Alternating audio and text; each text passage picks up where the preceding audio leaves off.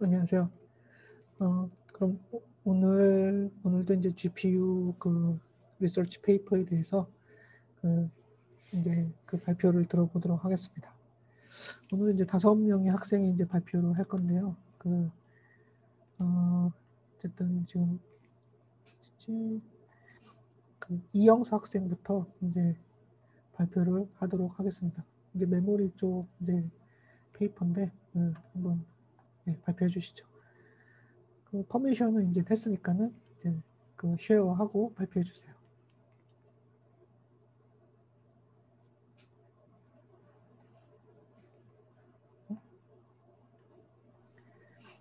네, 교수님 들리시나요? 예, 들립니다. 네, 잠시만요.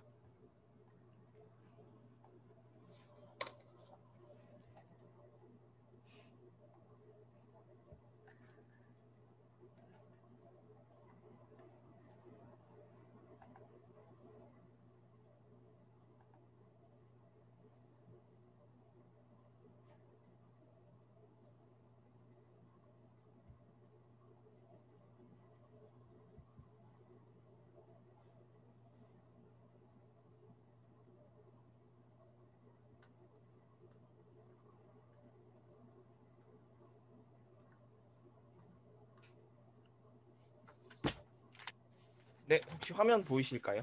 네. 네, 시작하도록 하겠습니다. 안녕하세요. 제가 오늘 발표드릴 논문은 Transparent Offroading and Mapping, TOM이라는 논문으로 이스카이 2016년에 발표된 논문입니다. 보신 바와 같이 저명한 학교 그리고 기업들이 저자로 참여를 했고요.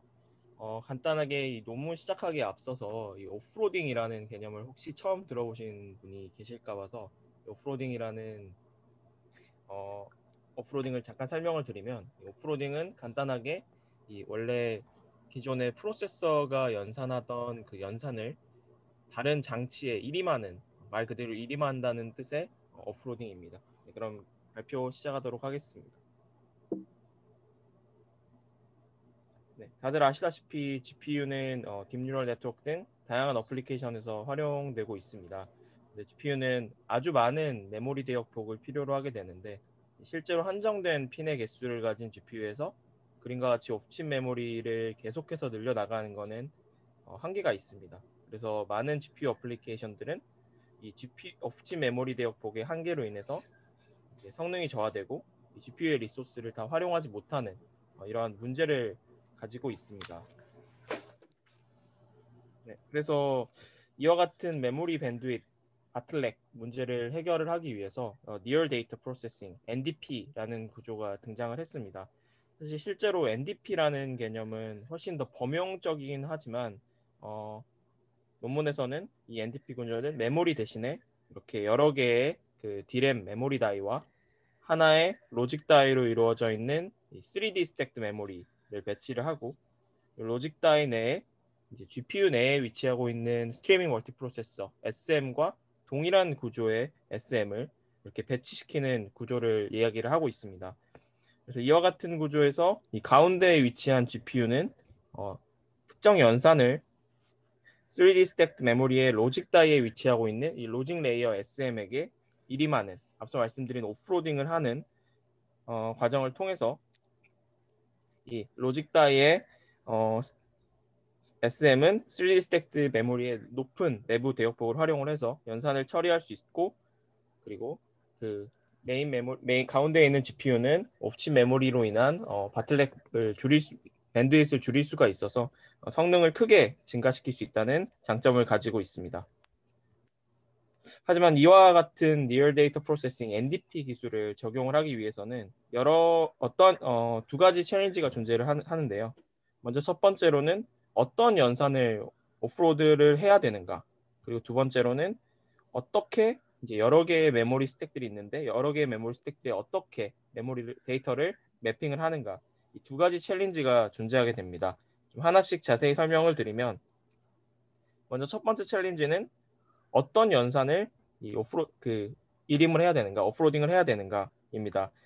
이 어떤 연산을 가운데에 있는 GPU에서 수행을 할지 혹은 이 3D 스택 메모리의 로직 레이어 SM에서 수행을 할지 이걸 결정하는 것이 중요하게 되는데요. 왜냐하면 이제 메모리 접근이 이제 많이 필요한 다시 말해 이 GPU와 3D 스택 메모리 사이에서의 그 채널의 바틀렉으로 인해서 성능이 저하되지 않게 하기 위해서 메모리 접근이 많이 필요한 얘를 메모리 인텐시브한 연산을 이 로직 레이어 SM에 일임을 하는 게 더 좋기 때문에 어떤 연산을 어디서 처리할지가 가장 중요한 첫 번째 챌린지고요.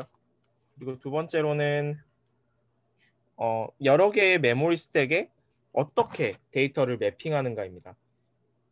예를 들어서 C는 A 더하기 B라는 연산을 간단하게 수행한다고 할 때 이 A, B, C라는 데이터가 모두 동일한 메모리 스택 내에 위치를 하게 되면은 그 A, B, C 데이터에 빠르게 이 접근을 할 수 있지만 이 A, B, C 데이터가 이렇게 서로 다른 메모리 스택에 위치를 하고 있으면은 데이터를 불러오는데 많은 시간이 필요하기 때문에 성능이 저하되는 이러한 문제가 있습니다. 그래서 이제 여기서 문제는 이 앞서 말씀드린 두 가지 챌린지를 풀기 위해서는 프로그래머의 많은 노력이 필요하다는 점입니다. 프로그래머는 이 어떤 연산을 오프로드 할지를 결정하기 위해서 이 런타임에서 동작을 확인을 해서 코드를 수정해야 된다는 문제가 있고 두 번째로는 많은 메모리 접근을 필요로 하는 두 번째로는 어떤 연산에 필요한 데이터를 이제 같은 메모리 스택에 배치를 하기 위해서 이렇게 코드상으로 매핑을 해줘야 된다는 이러한 문제가 있습니다. 그래서 본 논문은 프로그래머의 도움 없이 이 리얼 데이터 프로세싱을 더 잘 할 수 있는 이러한 기법을 제안을 하고 있습니다. 논문에서 제안하는 Transparent Offloading and Mapping, TOM 기법은 크게 두 가지 컴포넌트로 이루어져 있는데요. 먼저 첫 번째로는 프로그래머의 도움 없이 어떤 연산을 오프로딩 할지를 결정을 하는 이 오프로딩 과정 컴포넌트와 이 오프로딩 컴포넌트에서는 간단하게 어떤 연산을 일임을 했을 때 더 잠정적으로 이득이 되는지를 먼저 평가를 하고 그 평가된 블록들에 대해서 실제로 이제 런타임에서 시스템이 동작하는지를 고려를 해서 런타임 정보를 활용을 해서 실제로 이제 연산을 오프로딩하는 과정으로 이루어져 있고요. 그리고 두 번째로는 이제 어떻게 연산에 필요한 데이터들을 동일한 메모리 스택에 매핑을 시킬 것인지 이제 매핑으로 이루어져 있습니다. 이제 하나씩 이쪽에서 설명을 드리도록 하겠습니다. 먼저 첫 번째로 이제 트랜스페런트 오프로딩 프로그래머의 도움 없이 어떤 연산을 이제 그 메인 GPU가 아닌 이 3D 스택드 메모리 내에 있는 로직 레이어 SM의 어떤 연산을 일임을 할 것인가에 대해서 말씀을 드리겠습니다. 이 트랜스페런트 오프로딩은 또 크게 두 가지로 이루어져 있는데요. 먼저 첫 번째로는 스태틱 컴파일러 애널리시스 연산하고자 하는 블럭이 NDP를 활용을 해서 메모리 스택에 있는 SM에게 연산을 오프로딩 했을 때 잠정적으로 성능이 얼마나 좋아질 수 있는가 이 밴드위스를 얼마나 절감을 시킬 수 있는지를 스태틱하게 분석을 하는 첫 번째 스태틱하게 분석을 해서 이제 그 어떤 블럭을 오프로딩 시킬지 이 후보군을 선정하는 스태틱 컴파일러 애널리시스와 그 후보군들 중에서 실제로 런타임 정보를 활용을 해서 실제 시스템이 돌아가고 있는 런타임 정보를 활용을 해서 실제로 최종적으로 연산 블럭을 오프로딩하는 이 다이나믹 오프로딩 컨트롤 이 두 가지 알고리즘으로 이루어져 있습니다. 먼저 이것도 하나씩 설명을 드리자면은 먼저 스태틱 애널리시스 기법부터 보시면은 스태틱 애널리시스의 목적은 최대한 메모리 밴드위스를 절약할 수 있는 그러니까 다시 말해서 오프로딩을 시켰을 때 메모리 밴드위스를 절감을 시켜서 전체 시스템 성능을 향상시킬 수 있는 이러한 블럭들을 판별하는 것입니다. 그래서 이를 위해서 오프로딩을 하면은 어떤 게인이 있는지 어떤 커스트가 생기는지를 확인할 필요가 있습니다. 먼저 컨벤셔널 시스템에서 이 로드 연산은 GPU가 메모리로 어드레스를 보내면 메모리가 그 어드레스에 맞는 데이터를 전달을 하고 이와 비슷하게 스토어 연산도 GPU가 메모리에게 어드레스와 데이터를 보내면 잘 저장이 됐다는 액놀리지먼트 시그널을 이렇게 주고받는 형태로 동작을 하게 되는데, 이제 오프로딩을 적용을 하게 되면은 이 왼쪽에 어드레스 그 로드와 스토어 과정에서의 이 오프칩 밴드위드 그 사이에 주고받는 시그널들을 다 절감을 할 수 있다는 장점이 있지만, 이 오프로딩을 하는 과정에서 GPU가 메모리에게 어떤 연산을 일임을 할 때 이 레지스터를 어떤 연산을 활용을 할지에 대한 레지스터를 주고받아야 된다는 이러한 코스트가 발생을 하게 됩니다. 그래서 제한하는 기법은 이 오프로딩을 사용함에 있어서의 베네핏과 코스트를 분석을 해서 스태틱하게 분석을 해서 이 두 가지에 기반한 방정식을 통해서 어떤 연산을 어떤 블럭을 오프로딩을 해야 이득이 되는지를 분석을 합니다. 그래서 간단하게 예를 들자면은 이와 같은 소스 코드를 오프로딩 한다고 하면은 이렇게 빨간색으로 표시된 부분이 이제 오프로딩 시에 정보를 전달해 줘야 되는 레지스터들, 즉 코스트에 해당이 되고요. 그리고 이렇게 녹색으로 표기한 부분이 오프로딩을 했을 때 메인 GPU에서 메인 GPU와 3D 스택드 메모리 사이에서 줄일 수 있는 로드 스토어 연산, 즉 베네핏을 나타내게 됩니다.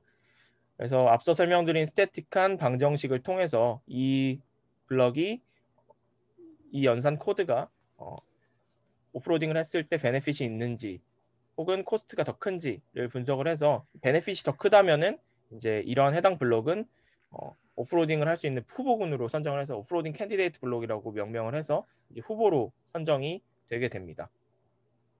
근데 문제는 이제 때때로 그 간단하게 분석을 할 수 있으면 좋은데 이렇게 루프문 같이 스태틱하게 분석이 어려운 경우가 있습니다. 그래서 이 루프문 같은 경우에는 추가로 이제 컨디셔널 오프로딩 캔디데이트 블록이라고 해서 간단하게 루프가 이제 고정 루프를 몇 번 도는지가 이제 알 수 있으면은 단순하게 루프문을 풀어서 다시 처음 앞서 설명드린 방정식을 통해서 이게 오프로딩을 할 때 이득이 되는지 아닌지를 분석을 하면 되지만, 이렇게 특정 조건에 의해서 루프문이 이제 특정 조건에 의해서 컨디셔널하게 루프문의 반복 횟수가 그 반복 횟수를 분석할 수 없으면은 이건 이제 컴파일러 레벨에서 이원 몇 번 정도 반복이 된다라는 정보를 줘서 이거를 어느 몇 번 이상일 경우에는 이제 그 앞선 방정식을 활용을 해서 이게 오프로딩을 했을 때 이득이 된다 아니다를 판별을 하게 됩니다. 네, 그리고 두 번째로는 트랜스페런트 오프로딩 방식의 두 번째로는 이제 후보군을 선정을 했으니까 두 번째로 실제로 후보군들 사이에서 이제 실제 런타임 정보를 활용을 해서 이제 실제로 오프로딩을 해야 하는 다이나믹 오프로딩 컨트롤 과정을 설명을 드리도록 하겠습니다. 실제로 오프로딩 캔디데이트 블럭 후보군들은 이제 메모리 스택 내에 있는 SM으로 오프로딩하는 과정에서 크게 두 가지 문제가 될 수 있는 상황이 발생을 할 수 있는데요. 먼저 첫 번째로는 이제 메인 GPU에서 이 메모리 스택으로 데이터를 이렇게 주고받고 있는 과정에서 추가로 오프로딩을 해야 된다면은 이렇게 이미 그 오프칩 트래픽이 꽉 차 있는 이 TX 부분에서 오프칩 트래픽이 꽉 차 있는 상황에서 레지스터를 오프로딩 하려고 하면은 이게 오히려 바틀렉이 될 수가 있습니다. 네, 이런 문제가 있고, 또 두 번째 시나리오로는 이제 메인 GPU가 기존에 이렇게 오프로딩을 시켜서 이미 메모리 스택에 있는 SM이 열심히 일을 하고 있는데 풀로 일을 하고 있는데 여기다가 추가로 더 연산을 일임을 하게 되면은 이제 메모리 스택 내에 있는 SM이 리소스가 부족하기 때문에 오히려 성능이 저하될 수 있는 문제가 있습니다. 그래서 이 두 가지 시나리오를 피하는 방향으로 두 가지 상황이 발생하지 않는 경우에 실제로 이 후보군들에서 앞서 말씀드린 스태틱 아날리시스를 통한 후보군들에서 실제로 연산을 오프로딩을 하게 됩니다. 네. 그리고 이제 트랜스페런트 오프로딩 기법과 함께 트랜스페런트 데이터 매핑, 프로그래머의 도움 없이 어떤 연산을 이제 일임하는지는 알았는데 이제 어떻게 데이터를 배치를 시킬 것인지에 대한 두 번째 알고리즘을 설명을 드리도록 하겠습니다. 이 트랜스페런트 매핑 기법은 앞서 말씀드렸듯이 이제 연산에 필요한 데이터들을 하나의 메모리 스택에 다 위치를 시키도록 메모리 매핑을 하는 겁니다. 이렇게 해서 이제 다른 메모리 스택에 위치하게 되면은 멀리 떨어진 메모리 스택에 위치한 데이터를 접근을 하는데 시간이 오래 걸려서 성능이 저하될 수 있기 때문에 이렇게 매핑을 잘 하고자 하는 거고요. 그래서 본 논문의 저자들이 이제 활용한 방법은 대부분의 오프로딩 캔디데이트 블럭 후보군 블록 내에서 이 메모리를 액세스하는 패턴이 예측이 가능하다라는 점에 기반을 해서 기법을 제안을 했다고 합니다. 그래서 간단하게 예측을 했는데 단순하게 오프로딩하는 연산 이게 이 코드가 오프로딩을 하는 연산 할 가능성이 높은 그런 후보군이라고 예를 들면은 이제 대부분 그 연산을 하는 과정에서 이 LB 레지스터와 LB 변수와 L 배열 이 두 가지와 경우와 같이 이제 같은 인덱스에 보통 접근을 하더라라는 점에 착안을 해서 이제 메모리 어드레스의 특정 부분이 같을 것이다라고 생각을 하고 이 같은 부분의 메모리 주소를 탐색을 해서 이 데이터를 메모리 매핑에 활용을 합니다. 예를 들어서 이 n이라는 데이터를 저장하고 있는 메모리 주소의 이 비트들을 보고 이 비트들이 같으면은 같은 메모리 스택에 할당을 하자라는 식으로 동작을 하고요. 놀랍게도 한 85% 정도의 캔디데이트 블럭들이 이와 같은 메모리 액세스 패턴을 가지고 있었다고 합니다. 그래서 정리하자면 제안하는 기법은 이 메모리 어드레스의 특정 비트들을 확인을 해서 그게 동일하면은 이 같은 메모리 스택에 매핑을 하는 기법을 활용을 했고요. 이 과정에서 이제 전체 연산의 0.1% 연산 정도를 미리 수행을 해서 이 베스트 메모리 매핑 가장 알맞은 메모리 매핑을 찾고 나머지 99.9% 연산을 새로운 메모리 매핑으로 연산을 하는 식으로 동작을 합니다.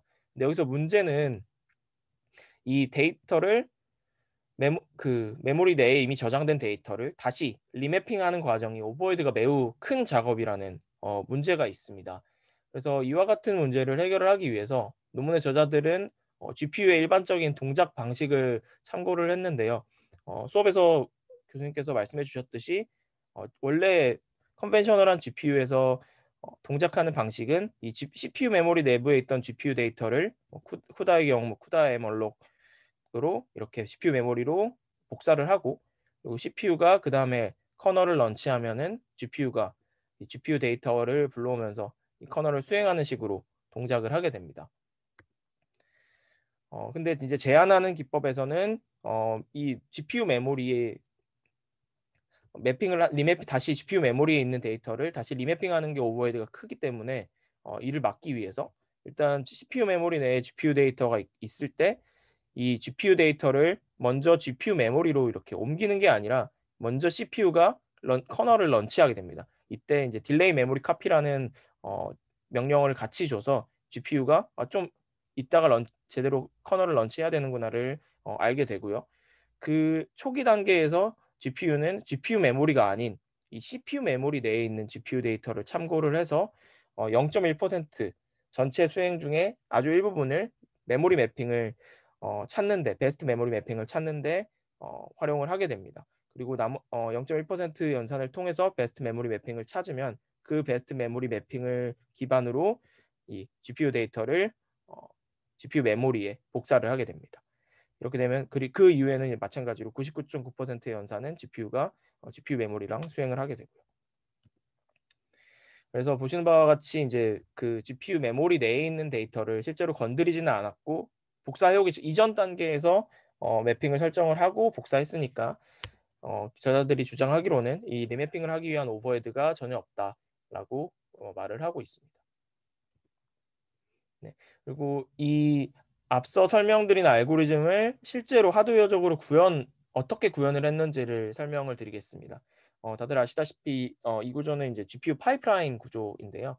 여기서 추가로 이제 오프로딩을 할 것인지 말 것인지 결정을 하고 오프로딩 리퀘스트를 실제로 보내는 이 오프로드 컨트롤러와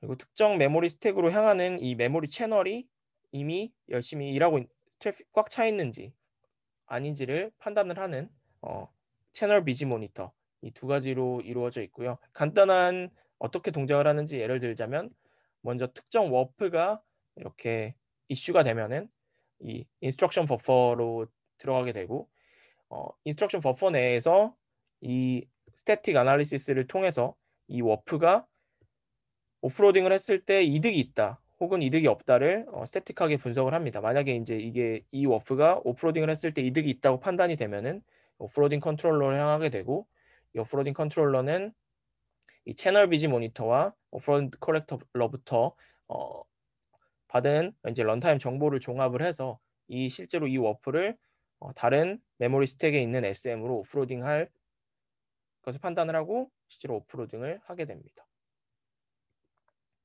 네. 평가는 GPGPU 심을 이용을 해서 다음과 같은 컨피규레이션으로 진행을 했고요. 그래서 결과를 보시면, 네, 그래서 TOFF는 이 매핑을 사용을 하지 않고 단순히 오프로딩만을 적용한 방법이고, TOM은 논문에서 제안하는 오프로딩과 매핑을 함께 적용한 기법입니다.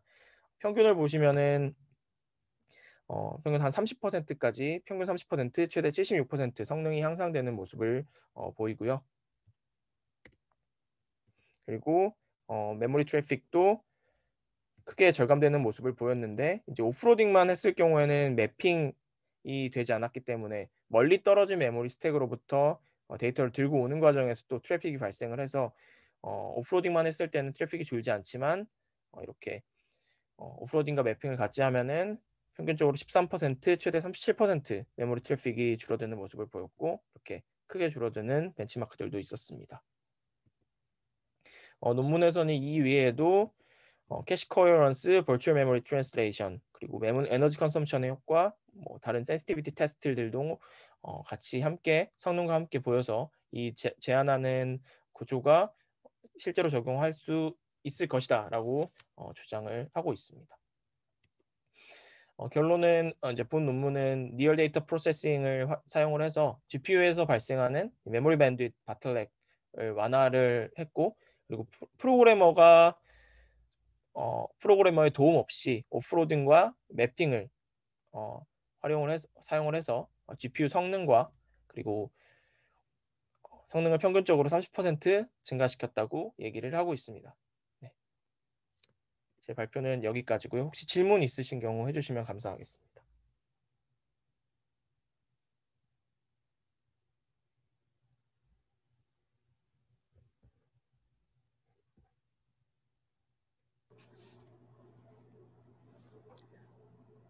뭐 네, 이거는 페이퍼랑 관련된 질문 아닌데, 네. 사실 이 페이퍼를 보면은 SM 전체를 지금 드레이드 스택 메모리의 로직 레이어에 지금 구현을 한 거잖아요. 네, 맞습니다. 근데 이제 그런 구현이 실제로 이제 3D 스택 메모리를 썼을 때 가능하다고 보는지, 아니면은 보통 이제 로직 레이어를 이제 복잡하게 설계를 하면은 뭐 발열이나 뭐 여러 가지 이슈 때문에 단점이 있을 것도 같은데, 그런 부분은 어떻게 이제 생각을 하나요? 일단 그 논문에서 타겟을 하고 있는 3D 스택 메모리는 하이브리드 메모리 큐브 HMC를 산정을 한 것 같고요. 구조를 보니까. 근데 제 생각에 HMC 같은 경우에는 제가 그 크리틱에 작성을 하기도 했는데, 이제 HMC 같은 경우에는 로직 레이어가 그 공간이 많지 않은 걸로 알고 있거든요. 왜냐하면 이 각각의 볼트로 구성이 되어 있는데 볼트마다 메모리 컨트롤러가 다 위치를 하고 있어서 되게 베이스 다이 구조가 복잡한 걸로 알고 있는데, HMC가 아니라 삼성이나 하이닉스에서 개발을 하고 있는 하이브리드 메모리, 하이 밴드의 메모리 HBM 같은 경우에는 제가 알기로는 한 30% 정도의 공간이 좀 활용이 가능할 정도로 비어 있다라고 알고 있는데, 그래서 HBM 같은 경우에는 그래도 SM 하나 정도는 배치를 할 수 있지 않을까 싶은데, 그 지적해 주신 대로 발열이 매우 큰 문제가 될 수 있어서, 네, 제 생각에는 발열 때문에 이렇게 큰 로직을 넣는 거는 좀 실제로는 불가능하지 않을까 생각을 하고 있습니다. 네, 네, 감사합니다. 네, 그러면은 뭐 다른 질문 있나요?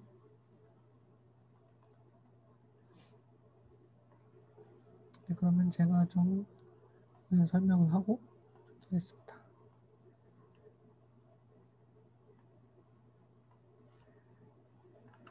네.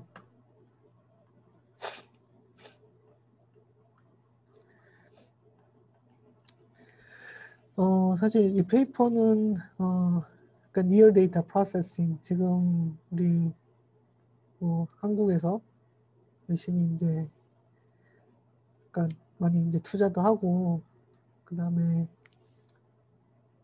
많이 곽광을 받고 있는 그런 어프로치라고 이제 우리가 생각을 할 수가 있습니다. 물론 이제 한국에서는 이제 메모리 기술을 기반으로 한 프로세싱 인 메모리 이런 부분으로 많이 포커스를 하고 있긴 하지만 어쨌든 지금 Near Data Processing 이 어프로치는 굉장히 이제 사람들이 이제 관심이 있고 또 많이 연구를 하려고 하는 그런 뭐 주제라고 할 수 있고요. 이 부분을 이제 GPU에 이제 적용했다라는 것이 이 페이퍼가 가지고 있는 어떤 좋은 점, 뭐 약간 중요한 그런 방향을 이제 페이퍼에서 이제 다뤘다라고 이제 할 수 있을 것 같습니다.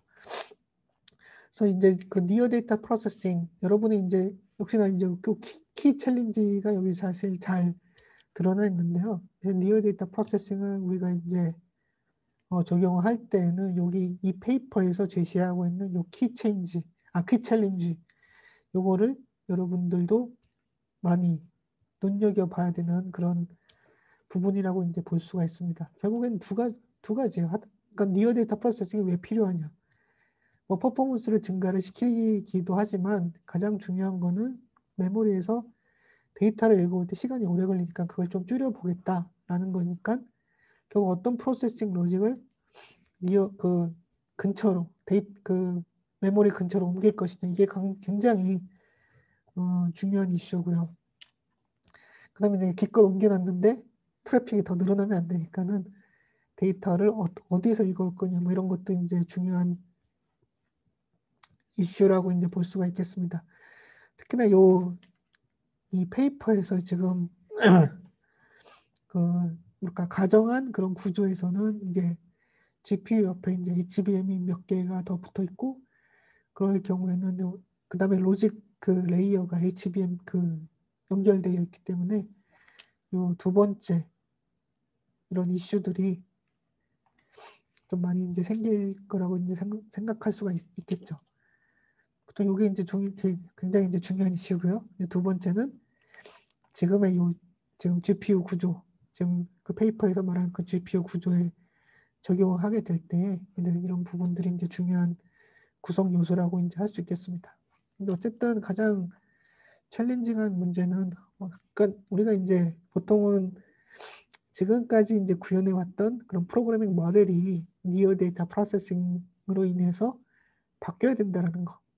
뭐 여기서도 이제 어떤 그런 챌린지를 하면서 얘기를 했지만 뭐 레지스터 파일을 이제 코드에서는 많이 사용을 하는데 우리가 이제 그 프로세싱 하는 부분을 메모리 근처로 옮기면 얘는 레지스터 파일을 어떻게 사용할 것이냐 그런 데이터들 뭐 여러 가지 이제 이슈들이 또 이제 하나둘씩 나오게 되는 거죠. 네, 이런 부분들을 그 컴파일러 기법하고 그다음에 그 다이나믹 그런 애널리시스 기법을 사용해 가지고 해결을 했다라는 것이 이 페이퍼가 지금 뭐랄까 그 프레젠테이션 하고 있는 그런 아이디어라고 이제 볼 수가 있겠고요. 뭐 제가 봤을 때는 상당히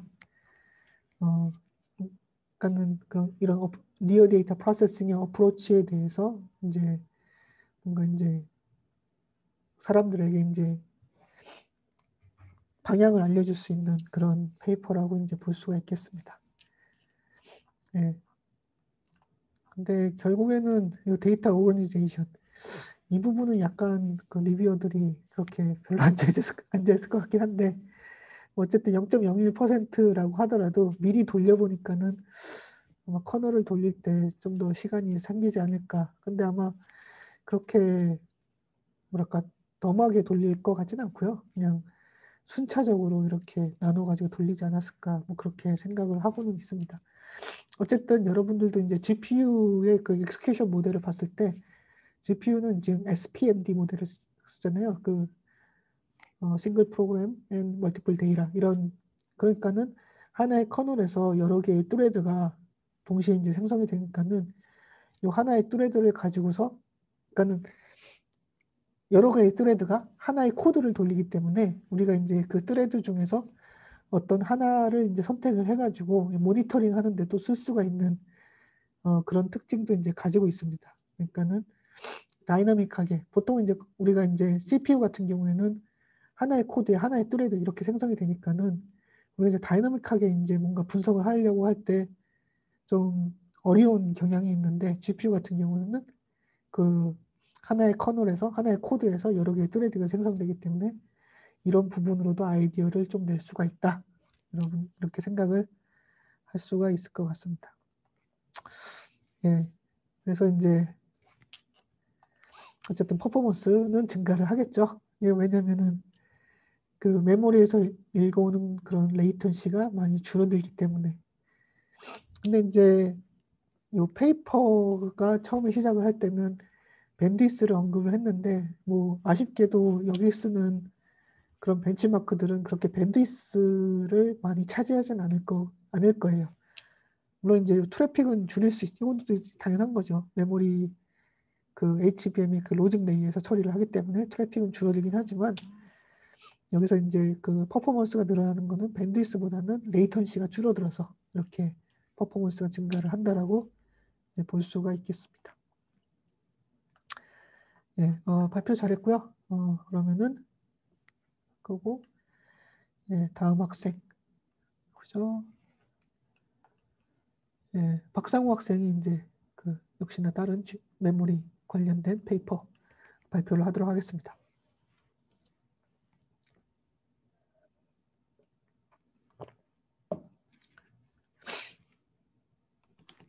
네, 교수님 혹시 보이시나요? 네.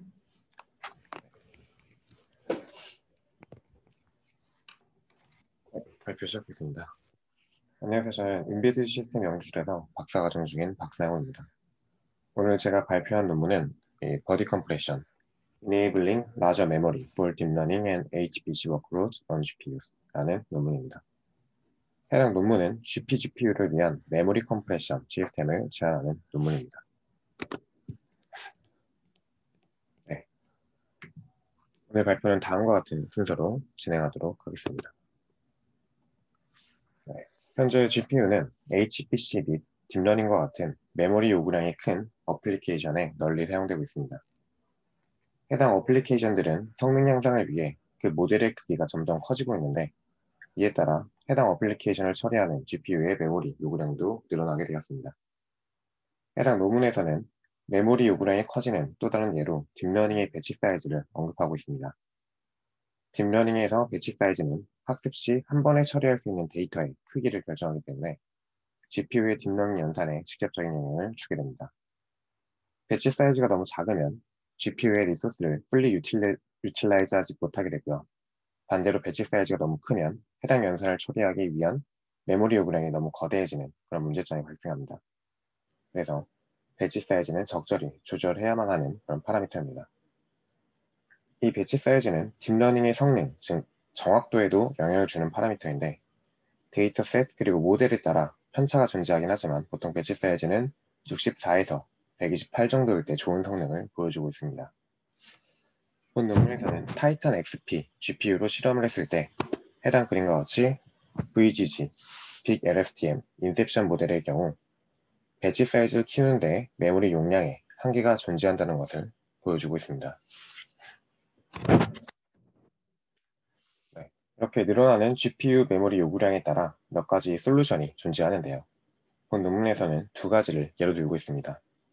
첫 번째로는 단순하게 여러 개의 GPU를 사용하여 늘어나는 메모리 요구량을 맞춰주는 것입니다. 가장 간단한 방법이긴 하지만 해당 방법은 코스트도 늘어날 뿐만 아니라 여러 GPU가 인터커넥션 되면서 발생하는 커뮤니케이션 보틀넥이 큰 문제가 될 수 있기 때문에 좋은 솔루션이 아니라고 말하고 있습니다. 두 번째 솔루션으로는 엔비디아에서 고안한 유니파이드 메모리 기술을 언급하고 있습니다. 이 유니파이드 메모리는 멀티 GPU 및 CPU에서 모두 접근 가능한 공유 메모리를 말하는데, 이를 통해 GPU가 사용할 수 있는 메모리보다 더 많은 메모리를 사용할 수 있게 만들어주는 그런 기술입니다. 기술 문서에는 이렇게 적혀져 있지만 실제로 내부적인 처리는 CPU와 GPU 사이의 데이터 이동을 통해 GPU가 더 많은 메모리를 사용하는 것처럼 보이게 해주는 기술입니다. 2016년도에 출시된 파스칼 GPU부터 지원하는 페이지 미그레이션 엔진이라는 특정 하드웨어가 이 데이터 이동을 담당하여 처리하지만, 메모리 오버서브스크리션이 발생하면 많은 데이터 이동이 발생하여 결국 속도가 매우 느려지게 됩니다. 논문에서는 GPU에서 오버서브스크리션이 발생했을 때 GPU 성능에 얼마나 영향을 주는지 확인하기 위해 다음과 같은 실험을 진행했습니다. 이 결과에서 볼 수 있듯이 속도가 2배에서 최대 64배까지 느려지는 것을 확인할 수 있었습니다. 해당 실험 결과를 기반으로 커져가는 GPU 메모리 요구량에 대한 기존 솔루션은 한계가 존재한다고 이야기하면서 메모리 컴프레션을 기반으로 성능 저하 없이 GPU의 용량보다 더 많은 메모리를 사용할 수 있는 버디 메모리라는 그런 시스템을 제안하고 있습니다. 본 논문에서는 압축을 통해 얻을 수 있는 이점을 추정하기 위해 테슬라 P100 GPU를 이용하여 각 워크로드의 압축 가능성을 분석했습니다. 해당 그림은 각 HPC 및 딥러닝 벤치마크에서 비트 플레인 컴프레션 알고리즘으로 압축 가능한 비율을 보여주고 있습니다. 각 워크로드들이 실행되는 동안 10번의 메모리 덤프를 수행했고, 그 시점마다 가능한 컴프레션 레이시오를 보여주고 있습니다.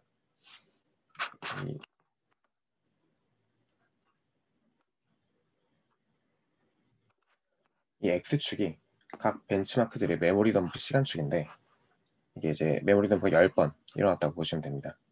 그리고 Y축은 1부터 7까지 단계의 컴프레션 레이시오가 있는데, 0부터 0바이트, 8바이트, 16바이트, 32바이트, 64바이트 이런 식으로 컴프레션 레이시오의 단계가 적혀져 있고요.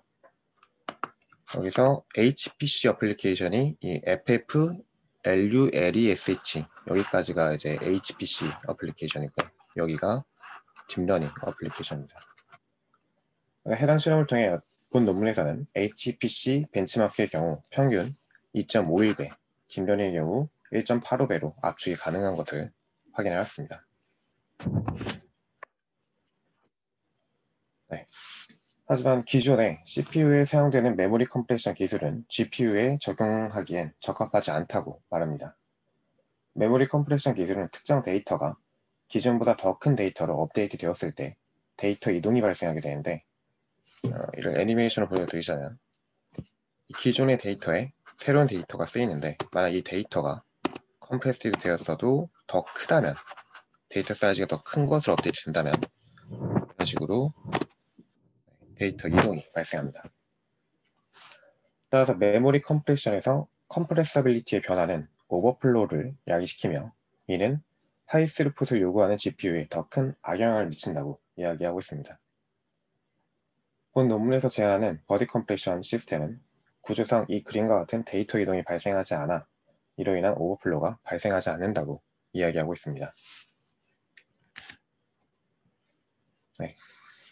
이 그림은 해당 논문에서 제안하는 GPU 메모리 컴프레션 시스템의 구성도입니다.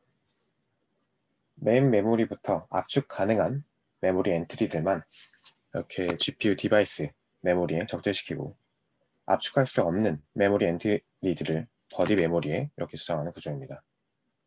그리고 NVLink2와 같이 큰 밴드위스와 연결될 수 있는 이런 메모리라면 모두 버디 메모리의 후보가 될 수 있다고 이야기하고 있습니다. 해당 시스템 메모리 분할이 어떻게 이루어지는지 좀 더 자세하게 설명해 드리겠습니다. 해당 그림은 128바이트의 8바이트 크기의 메모리 엔트리를 32바이트 섹터로 나누어 데이터를 스트라이핑하는 버디 컴프레션의 예입니다. 128바이트의 메모리 엔트리를 2배의 압축 비율로 압축할 경우 그림과 같이 2개의 섹터가 디바이스 메모리에 딱 맞게 적재가 됩니다. 가장 이상적인 상황이겠죠. 하지만 1.33배의 압축 비율로 압축할 경우에는 그림과 같이 이 섹터 3은 버디 메모리에 저장되게 됩니다. 이런 식으로 압축 가능한 메모리 엔트리만 GPU 메모리에 적재시키고 나머지 메모리들은 버디 메모리에 저장하는 방식으로 구조를 설계했습니다. 본 논문에서는 여러 컴프레션 알고리즘을 실험한 결과 비트 플레인 컴프레션 알고리즘이 이 버디 메모리 시스템에서 가장 좋은 성능을 보여주었기 때문에 해당 시스템에선 이 비트 플레인 컴프레션 알고리즘을 사용한다고 나와 있습니다. 이 비트 플레인 컴프레션 알고리즘에 대한 설명이 따로 없지만 간단하게 설명해 드리자면 입력 데이터를 바이너리 형식으로 변환한 다음에 MSB, Most Significant Bit 하나를 추출해요. 그 값으로 대체하는 것입니다. 해당 방식은 컴프레션 과정의 연산이 되게 간단하지만 이 데이터를 손실한다는 그런 문제점이 있다고 합니다. 하지만 본 논문에서는 이 데이터 손실로 인한 문제점을 따로 언급하고 있지는 않습니다. 네, 해당 그림은 버디 메모리 구조의 오버뷰를 보여줍니다. 버디 메모리에 대한 루트 페이지 테이블 주소는 이 GBBR, 글로벌 버디 베이스 어드레스 레지스터에 저장됩니다. 따라서 버디 메모리의 특정 항목에 접근할 때는 GBBR 레지스터에서 베이스 어드레스를 읽고 이 TLB를 통해 주소 변환을 하여 컴프레스된 데이터에 접근하게 됩니다. 또한 이 압축된 데이터에 액세스하려면 특정 메모리 항목이 압축이 되었는지에 대한 여부와 타겟 데이터의 압축 비율을 알아야만 합니다. 이 정보는 메타데이터 캐시에 저장이 되는데 페이지 압축 여부가 1비트로 대상 압축 비율이 3비트로 저장이 됩니다. 압축 비율이 3비트로 저장된 이유는 총 5개의 스테이트가 존재합니다. 그러니까 압축의 정도를 나타내는 게 5단계로 표현이 되고요. 그래서 1비트, 3비트 이렇게 이 정보가 메타데이터가 이 캐시에 저장이 되고요. 이 압축된 128바이트 메모리 엔티티에 접근할 때마다 이 4비트의 메타데이터 캐시를 사용하게 됩니다. 본 논문에서는 메타데이터 캐시 크기에 따른 캐시 적중률에 대한 실험을 진행했는데 결과는 다음과 같습니다. 메타데이터 캐시가 64KB일 때 대부분의 벤치마크에서 높은 캐시 적률을 보여 본 논문에서는 4-way associative의 64KB 메타데이터 캐시를 사용하고 있습니다.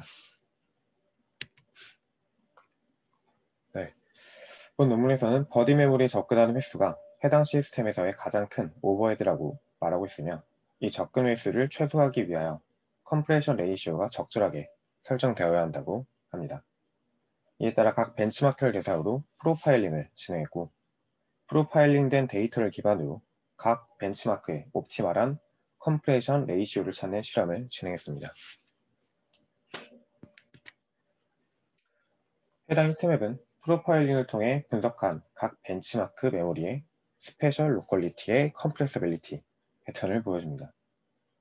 X축은 128바이트의 캐시 블럭을 나타내고요. 이 Y축은 64개 엔트리를 스택업하여 8KB의 버추얼 어드레스를 나타내고 있습니다. 해당 플로에서 파란색일수록 높은 압축률을 나타내고 빨간색일수록 낮은 압축률을 나타냅니다. 대부분의 벤치마크에서 이 가로줄의 색상이 같은 색상으로 구성되어 있는 것을 볼 수가 있는데요. 본 논문에서는 이와 같은 결과를 기반으로 하나의 메모리 엔트리를 하나의 압축률로 압축하는 것이 가능하다고 이야기하고 있습니다. 따라서 버디 메모리 시스템은 프로파일링을 통하여 각 메모리에 가능한 압축 비율을 찾고 각 벤치마크에 적절한 압축 비율로 메모리 엔트리를 압축하게 됩니다. 하지만 이 딥러닝과 HPC의 스페셜 로컬리티 패턴을 비교해보면 어플리케이션 종류에 따라 그 패턴이 다르다는 것을 알 수 있습니다. 대부분의 HPC 벤치마크에는 압축률이 비슷한 이 한 바이트 캐시 블락에서 압축률이 비슷한데 근데 딥러닝 워크로드에는 좀 더 다른 분포가 있는 것을 알 수 있습니다. 딥러닝의 히트맵 플롯을 보면 이 빨간색 가로줄에 흰색이나 파란색 이런 잡음이 섞여 있는 것을 볼 수 있고요. 반대로 파란색에도 빨간색이나 흰색에 이런 잡음이 섞여 있는 것을 볼 수 있습니다. 이처럼 딥러닝 워크로드의 스페셜 로컬리티의 패턴이 유니폼하지 않기 때문에 타겟 컴프레션 레이시오를 정하는 것이 챌린징하다고 이야기합니다. 그리고 이러한 컴프레션 레이시오는 버디 메모리의 성능에 영향을 미치게 됩니다. 네, 이 그림은 각 벤치마크들을 특정 컴프레션 레이시오로 설정했을 때 버디 메모리 액세스 패턴을 보여줍니다. 이 주황색 바가 메모리 액세스를 나타내고요. 파란색 선형 그래프가 컴프레션 레이시오를 나타내고 있습니다. HPC 어플리케이션들 전반적으로 딥러닝에 비해 적은 메모리 액세스를 보이고 있죠. 그리고 더 높은 컴프레션 레이시오로 설정이 되었습니다. 오른쪽에 평균을 보시면 더 명확하게 볼 수 있는데요. 평균적으로 HPC와 딥러닝의 버디 메모리 액세스는 각각 0.1%, 4%이고 그리고 컴프레션 레이시오는 각각 1.9배, 1.5배입니다. 이 본 논문에서는 버디 메모리 액세스에 영향을 미치는 것은 컴프레션 레이시오라고만 언급하고 넘어가는데 이 HPC보다 딥러닝 벤치마크에서 버디 메모리 액세스가 더 많이 발생하는 것을 보면 제가 생각해 스페셜 로컬리티가 이러한 차이를 만드는 것으로 보여졌습니다. 왼쪽의 HPC 어플리케이션처럼 스페셜 로컬리티가 유니폼하다면 하나의 압축별로 해당 메모리 엔트리를 압축해도 문제가 없겠지만 오른쪽처럼 하나의 메모리 엔트리 안에 서로 다른 스페셜 로컬리티 패턴이 존재하는데 하나의 압축 비율로 해당 엔트리를 압축한다면 당연히 스페셜 로컬리티 이점을 살리지 못해 여러 번 버디 메모리에 접근하게 될 수 있기 때문입니다. 따라서 이 버디 메모리 시스템의 성능에 영향을 미치는 요인 중 하나가 이 바로 스페셜 로컬리티, 컴프레서빌리티인 것으로 보여집니다. 본 논문에서는 버디 메모리 시스템을 평가하기 위해 엔비디아 리서치에서 개발한 파스칼 아키텍처 시뮬레이터를 사용했습니다. 그리고 다음과 같은 하드웨어 스펙으로 구성된 시스템으로 이 시스템을 기반으로 버디 메모리를 평가했습니다. 다음 그림은 메모리 밴드위스의 변화에 따른 버디 메모리 시스템 성능을 보여주고 있습니다. 각 세로 반은 노멀라이즈된 워프 인스트럭션 펄 사이클을 나타내고 선형 그래프는 각 벤치마크의 컴프레션 레이시오를 보여줍니다. 각기 다른 색의 세로반은 GPU 메모리의 다른 밴드위스를 나타냅니다. 맨 오른쪽 평균을 나타내는 바를 보시면 밴드위스가 작을 때 최대 35%의 슬로우 다운이 일어나게 됩니다. 이 결과를 기반으로 본 논문에서는 GPU의 하이 메모리 밴드위스 인터커넥션이 버디 메모리 시스템의 성능의 중요한 요소라고 말하고 있습니다. 그 이유가 버디 메모리 시스템 구조상 필연적으로 CPU와 GPU 메모리 간의 데이터 이동이 발생하는데 이때 발생할 수 있는 커뮤니케이션 보틀넥이 큰 오버헤드가 될 수 있다고 이야기합니다. 또한 버디 메모리에서는 메타데이터 액세스 등 추가적인 메모리 이동이 발생하기 때문에 작은 메모리 밴드위스에 따른 보틀넥이 더 심하게 발생 가능하다고 이야기합니다. 이에 따라 본논문의 저자는 버디 메모리 시스템의 하이 밴드위스 인터커넥션이 필수라고 이야기하고 있습니다. 결론입니다. 본 논문에서 제안한 버디 메모리 시스템은 GPU를 위한 메모리 컴프레션 시스템으로서 하이 밴드위스 인터커넥션을 기반으로 성능 저하가 거의 없이 GPU 메모리 용량을 1.5배에서 1.9배 확장시킬 수 있는 시스템입니다. 제 개인적인 생각이지만 해당 시스템 워크로드의 스페셜 로컬리티와 이것을 알아내는 프로파일링에 해당 시스템의 성능이 의존적일 것 같아서 본 논문의 저자가 주장하는 것처럼 GPU를 위한 메모리 시스템으로서 잘 동작할지에 대해서는 약간 의문이 듭니다. 제 발표 여기까지고요. 들어주셔서 감사합니다. 질문 있으시면 해주시면 감사하겠습니다.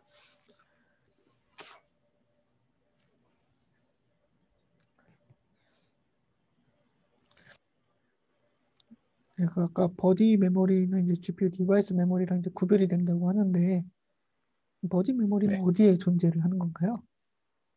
버디 메모리는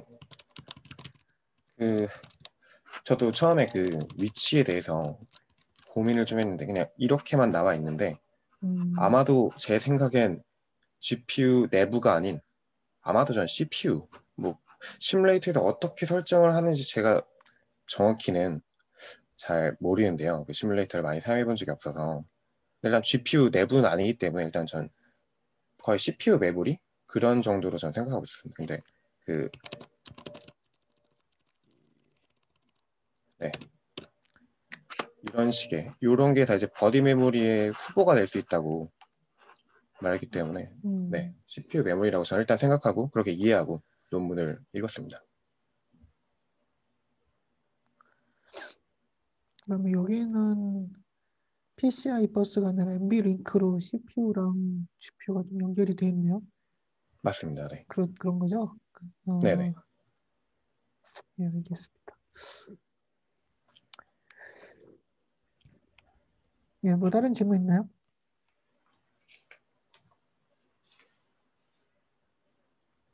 예, 그러면은 좀 하고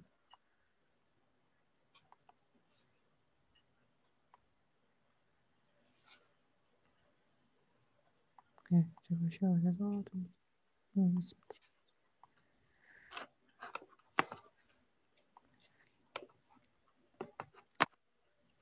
예, 요거는 지금 이제 컴프레션에 이제 대한 그런 아이디어라고 이제 볼 수가 있겠는데요.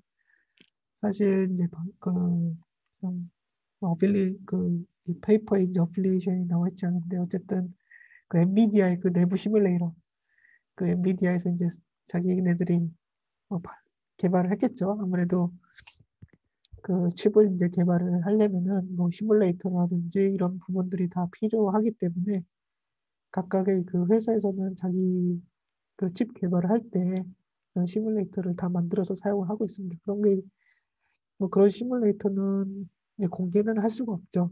회사 자산이기 때문에 뭐 인텔 같은 경우에도 자기가 그 시뮬레이터 역시나 다 있어가지고 굉장히 복잡한 시뮬레이터가 있는데 이런 그 시뮬레이터를 가지고서 이제 연구를 하고 있는데요.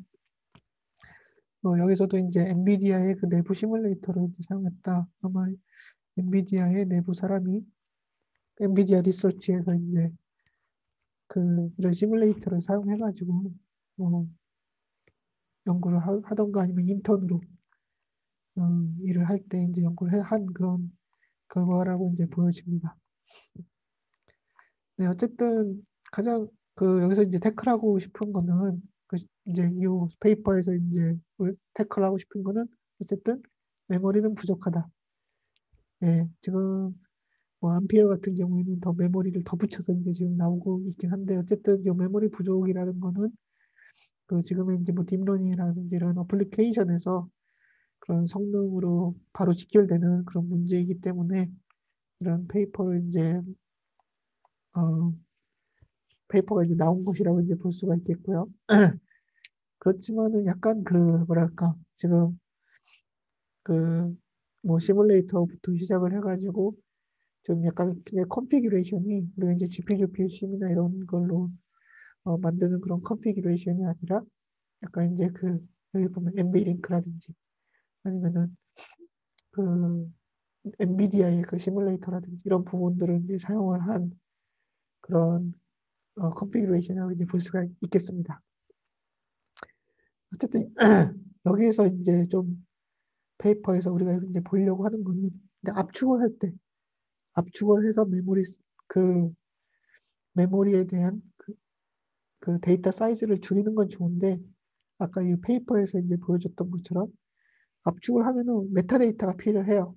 뭐 어디셔널한 그런 데이터가 필요하고 그런 어디셔널한 데이터도 압축을 이제 압축된 그런 데이터를 업데이트 할 때마다 역시나 다시 이렇게 같이 업데이트를 해줘야 되기 때문에 이런 부분들이 이제 오버헤드로 이제 작동을 하게 되고 그 부분을 어떻게 줄일 것이냐 이게 이제 중요한 그런 연구 주제라고 이제 볼 수가 있겠습니다.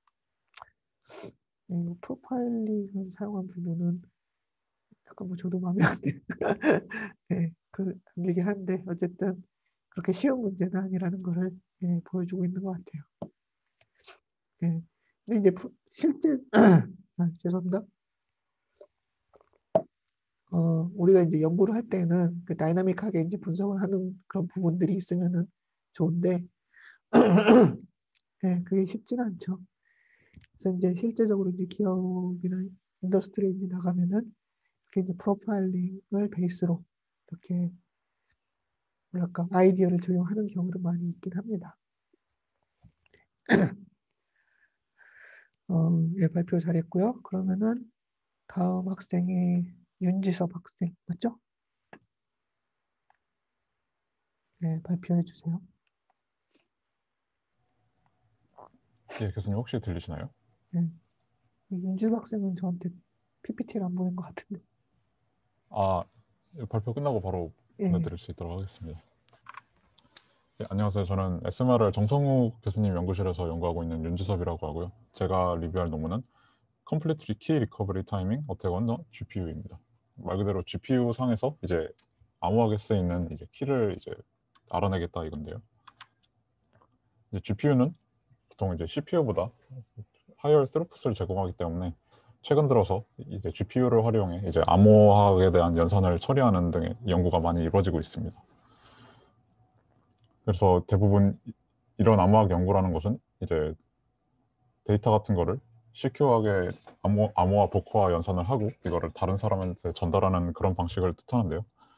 이런 중요한 데이터를 이제 다루기 시작하는 방면에 이제 GPU 아키텍처에서 이루어지는 연산에 대해 이게 얼마나 이제 시큐한지에 대해서는 아직 연구가 덜 됐다고 이 논문의 저자는 이제 얘기를 합니다. 그리고 이제 이런 어택 방법 중에 이제 타이밍 어택이라는 게 있는데요. 이 타이밍 어택은 이제 사이드 채널 어택 중에 한 방법이고, 이제 이 방법은 이제 어떤 디바이스 내에서, 그러니까 이 논문에서 말하는 건 GPU 내에서겠죠. 이 디바이스 내에서 이제 어떤 특정한 연산을 수행할 때 이제 수행을 하는데 걸리는 시간에 대한 정보를 이용해서 이제 정보를 빼내는 방법을 이제 말합니다. 그래서 CPU 같은 경우에는 캐시 타이밍 어택이라나 캐시 콜리전 어택 같은 다양한 방법이 있는데요. 이 논문의 저자가 말하는 거는 이런 방법들을 이제 GPU에서는 어떻게 활용할 수가 있나 이런 질문을 던지게 됩니다. 그래서 이 저자가 말하는 거는 이제 GPU의 타이밍 어택을 이제 하겠다는 건데요. 이 타이밍 어택이 가능한 이유는 이제 GPU와 CPU 사이에 이제 메모리 하이어키가 약간 비슷한 점이 있기 때문이라고 이 저자는 말합니다. 좀 더 자세히 설명을 드리자면 이 저자는 이 논문에서 이제 GPU에서 사용하는 메모리 코알래싱 피처를 이용해서 이제 타이밍 어택을 하겠다고 말하는데요. 교수님이 수업 시간 때 설명해 주셨는데 여기서 잠깐 다시 짚고 넘어가자면은 메모리 코알래싱 어택은 이제 GPU 코어가 연산을 할 때 데이터를 불러오는 과정에서 에러 미스가 나면은 이제 MSHR에 이제 Q가 되게 되고, 이제 MSHR은 이제 여러 코어에서 받은 이제 메모리 리퀘스트를 이제 코알래싱을 해가지고 캐시 라인 단위 사이즈로 이제 더 밑에 레벨에 있는 메모리 L2 캐시라든가 글로벌 메모리에 이제 메모리 리퀘스트를 날리게 됩니다. 그래가지고 여러 코어가 이제 같은 캐시 라인에 이제 데이터에 접근하게 되면은 그거를 각각 처리하지 않고 하나의 이제 리퀘스트로 처리를 해가지고 데이터를 불러오게 됩니다. 그래서 저자는 이제 공격 시나리오를 이제 설정을 하는데요. 이제 어태커가 있고, 어태커는 이제 인터넷을 통하여 빅팀 서버에 접속을 하게 됩니다. 그리고 빅팀 서버는 이제 GPU를 이용해서 이제 클라이언트로부터 이제 평문 암호화를 할 데이터 평문을 받고, 이제 빅팀 서버가 그 평문 데이터를 이용해서 암호화를 진행한 다음에 그거를 다시 이제 클라이언트에게 암호화된 데이터를 클라이언트에게 넘겨주게 됩니다. 그래서 여기서 이제 빅템 서버가 이제 작동하는 방식을 좀 더 자세히 설명드리자면은 이제 AES 알고리즘을 이제 이용하여 이제 평문을 받고 암호화를 하는데요. 여기서는 128비트 ECB 모드의 AES 알고리즘을 이제 채택을 합니다. 이 AES 알고리즘에도 이제 여러 가지 방식이 있고 여러 가지 타입이 있지만, 여기서는 간단하게 설명드리자면은 T테이블이라는 것을 이제 이용해서 암호화를 하고요. 그 다음에 각 스레드는 이제 한 블록 128비트의 이제 데이터를 암호화를 해서 데이터에게 다시 뿌려주게 됩니다. 저자가 말하는 AES 알고리즘을 약간 더 자세히 설명해 드리자면은, 여기서 말하는 AES 알고리즘은 총 10개의 라운드 암호화를 이제 하는데, 이제 이 페이퍼에서는 이 10번의 라운딩 중 이제 마지막 라운딩에서만 이제 연구를 하게 됩니다. 왜냐면은 마지막 라운딩에서는 이제 믹스 컬럼이라는 이제 작업을 안 하기 때문에 키를 상대적으로 쉽게 이제 탈취할 수 있다는 게 그 이유인데요. 그 마지막 라운드의 연산을 좀 더 자세히 설명드리자면은, 이제 T 테이블을 참조해서 이제 이제 9번째 연산의 결과물인 테이블 인덱스를 이제 참조하게 됩니다. 테이블 인덱스를 이용하여 T 테이블을 참조하게 됩니다. 그 값을 이제 그 빅팀 서버가 이제 비밀리에 갖고 있는 이제 키 값에 XOR을 시키고 그 결과가 이제 사이퍼 텍스트가 되어 나오게 됩니다. 그래서 이 저자는 이제 테스트 실험을 진행하게 되는데요. 이제 그 저자가 이제 말하고자 하는 게, 이제 이 암호화 연산을 진행하는 데 걸리는 시간은 이제 아까 말씀드린 에런 미스가 나가지고 각 스레드가 MSHR에 이제 메모리 리퀘스트를 이제 던져주게 되는데, 이 MSHR이 이제 여러 스레드로부터 받은 메모리 리퀘스트 명령들을 코알레싱 해가지고 실제로 그 하위 라인업에 있는 그 캐시라인 리퀘스트를 이제 던져주는데, 여기에서 이제 MSHR이 이제 던져주는 캐시라인 리퀘스트의 개수가 이 execution time과 이제 비례하다는 것을 이제 말하고 합니다. 그래가지고 이제 execution time과 캐시라인 리퀘스트의 개수를 가지고 이게 얼마나 이제 코렐레이션 돼 있나 이제 말을 하는데, 실제로 이걸 측정해 보니 0.96이라는 매우 높은 코렐레이션 이제 레이트를 이제 가진다고 이제 얘기를 합니다.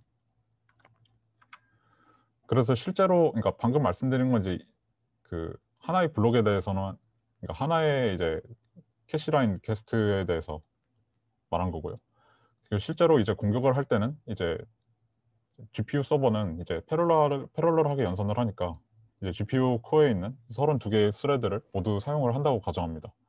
그래서 실제로는 이제 공격자는 이제 32개의 이제 데이터를, 그러니까 128비트짜리 하나의 블록을 이제 32개를 동시에 보내게 되는데요. 리퀘스트를 32개의 이제 암호화를 보낼 때 이제 시작 시간을 측정하고, 그 다음에 이제 리스폰스 타임, 암호화가 끝난 다음에 그걸 다시 돌려받을 때 이제 시간을 이제 측정하고, 그 다음에 실제 그 명령을, 암호화 명령을 줬을 때 캐시라인 리퀘스트가 몇 개나 되냐 이렇게 그거를 카운팅 해가지고, 실제 이제 이론적이 아니라 실제 상황에서 이제 코렐레이션, 그러니까 캐시라인 리퀘스트 개수와 엑스큐션 타임을 비교를 하는데, 거기에서 이 코렐레이션 값이 0.0596이 나왔다고 합니다.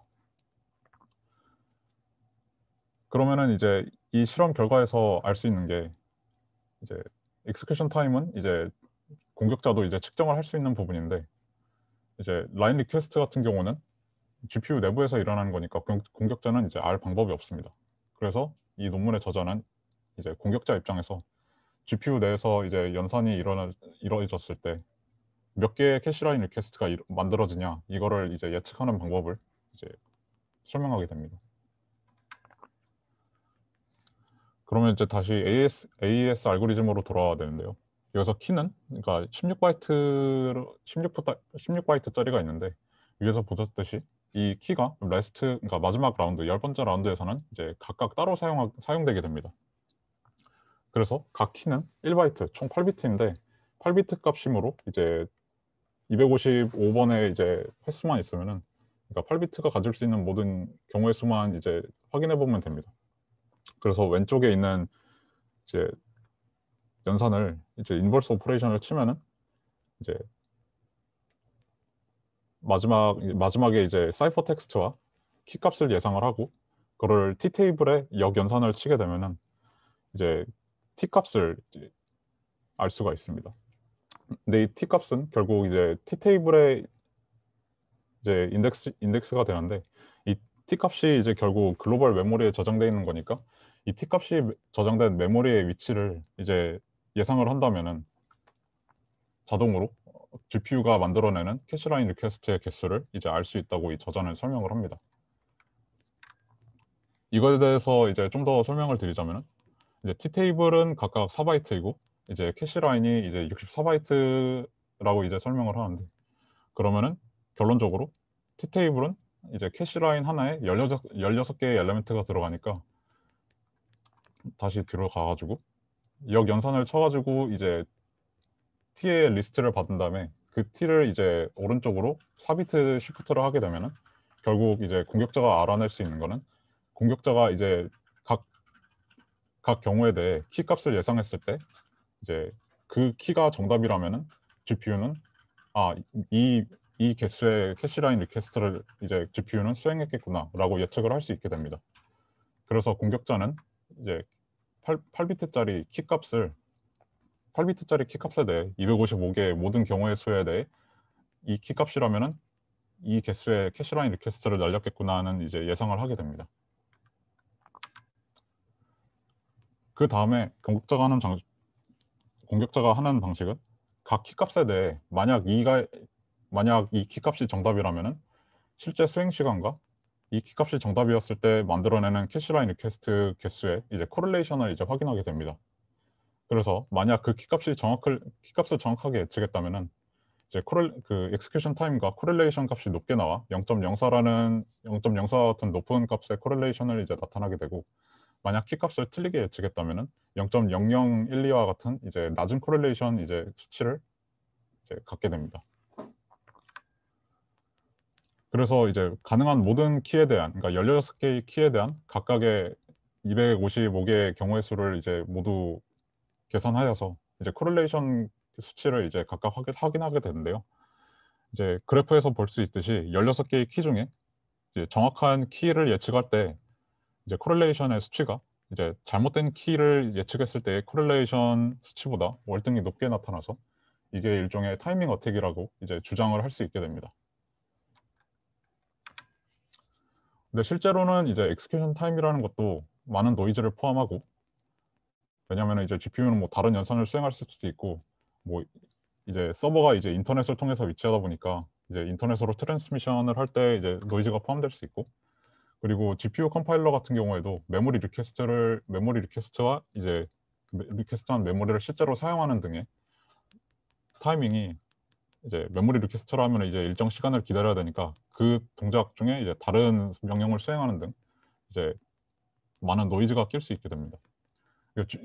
그래서 이제 저자가 말하는 거는 실제로 오른쪽에 있는 사진을 보면은 컴파일러 옵티마이제이션이 되지 않는 상태에서는 이제 어셈블리어가 이제 초록색 박스가 실제로 메모리 리퀘스트를 날리는 부분이고, 파란색 박스가 그거를 이제 직접 활용하는 그런 코드인데, 위에 있는 사진을 보면은 이제 메모리 리퀘스트를 날리고 그 다음 어셈블리가 이제 바로 명령을 수행하지만, 밑에 있는 사진을 보시면은 메모리 리퀘스트를 날리고 이제 그 명령이 수행이 될 때까지 다른 이제 연산을 수행하는 등 이제 컴파일러 옵티마이제이션이 있으면은 이제 노이즈가 낀다는 것을 이제 설명을 합니다. 그래서 이런 노이즈가 많이 끼는 환경에서 위에서 아까 설명드린 방법을 쓰면은 이 결과와 같이 이제 키값이 정상적으로, 그러니까 아까와 같이 추출되는 경우가 있지만 K5나 K12 같이 노이즈에 완전히 잠식되어 가지고 잘 알아보지 못하는 이제 상태가 발생하게 됩니다. 그래가지고 저자는 여기서 고민을 하나 하게 되는데, 이런 노이즈가 낀 환경에서는 이제 몇 개의 샘플을 가져야 이제 절반 이상의 확률로 키값을 정상적으로 추천할 수 있는가, 그 다음에 이런 현상을 막기 위해 뭐 필터링을 적용할 수 있는가, 이런 두 가지 질문을 이제 하게 됩니다. 그래서 저자는 여기서 끝내지 않고 이런 문제들을 해결하기 위해 내용을 좀 더 보충을 하는데요. 그래서 시그널 투 노이즈, 여기서는 이제 석세스 프로버빌리티를 이제 측정하기 위해 시그널 투 노이즈 레이시오를 이제 이용해 가지고 대략적으로 몇 번의 데이터가 있어야지 뭐 절반 이상의 확률로 키를 정상적으로 추출할 수 있는지 이제 예측을 하게 됩니다. 그래서 위와 같은 노이즈가 낀 환경에서도 이제 데이터만 충분히 많으면은 이제 키 값을 정상적으로 추출해낼 수 있다라는 결론을 내고요.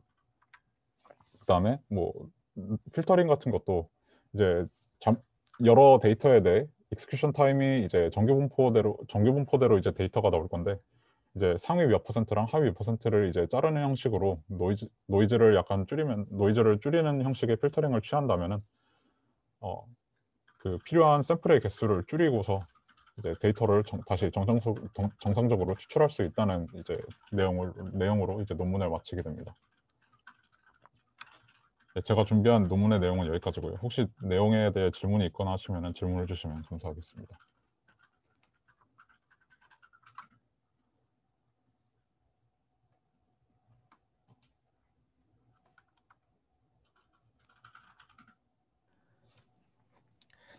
혹시 뭐 페이퍼에서 어떤 GPU를 이용해서 검증을 했다 이런 부분은 나와 있나요?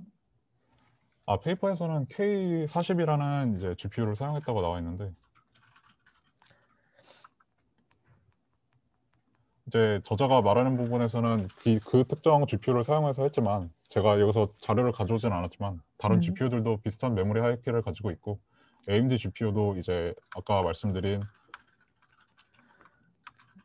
이런 형식의 그러니까 라인 리퀘스트의 개수가 늘어날수록 이제 엑스큐션 타임이 증가한다는 것을 그래프로 보여줘가지고 AMD GPU에서도 충분히 사용 가능한 공격 방법이다라고 이제 언급을 하긴 합니다.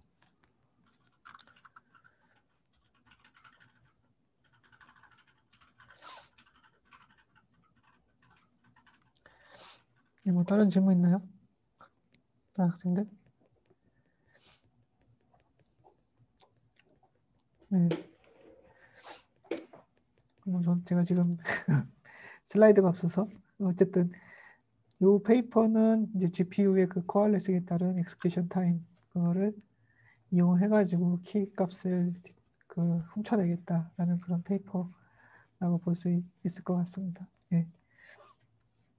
어쨌든 그러니까 이제 사실 GPU에서는 이제 시큐리티 관련한 페이퍼는 그렇게 많지는 않은데 왜냐면 이제 어쨌든 CPU가 많이 사용이 되고 서버라든지 이런 부분도 지금까지는 이제 CPU가 이제 많이 사용이 됐기 때문에 GPU는 이제 아직까지는 그렇게 활발하게 연구는 되지 않고 있습니다. 그렇지만 이제 어쨌든 요새는 GPU가 이제 서버에 많이 사용이 되고 있고요. 그 서버에 사용된다라는 거는 여러 유저들이 그 하드웨어 자원을 공유를 하면서 사용을 하기 때문에 이런 시큐리티 이슈가 점점 더 이제 중요해질 거라고 이제 생각을 하고 있습니다. 예, 어쨌든 예, 발표 잘했고요. 요게 이제 그런 AES 알고리즘을 GPU에서 어떻게 이제 그 탈취를 할 수 있는지 그 키값을 뭐 그런 걸 잘 보여줬다라고 이제 볼 수 있겠습니다. 아마 다음 페이퍼가 그걸 어떻게 막을 것이냐 그런 거를 이제 보여준다고 할 수 있겠는데 어쨌든 한 5분 정도 쉬었다가 11시 50분에 다시 시작을 하도록 하겠습니다. 예, 발표 잘했습니다. 예, 감사합니다.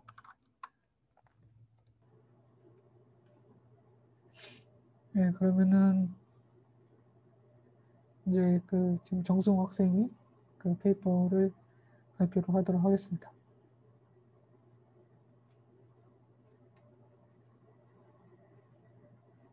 네, 교수님 혹시 들리시나요? 네, 잘 들립니다. 네.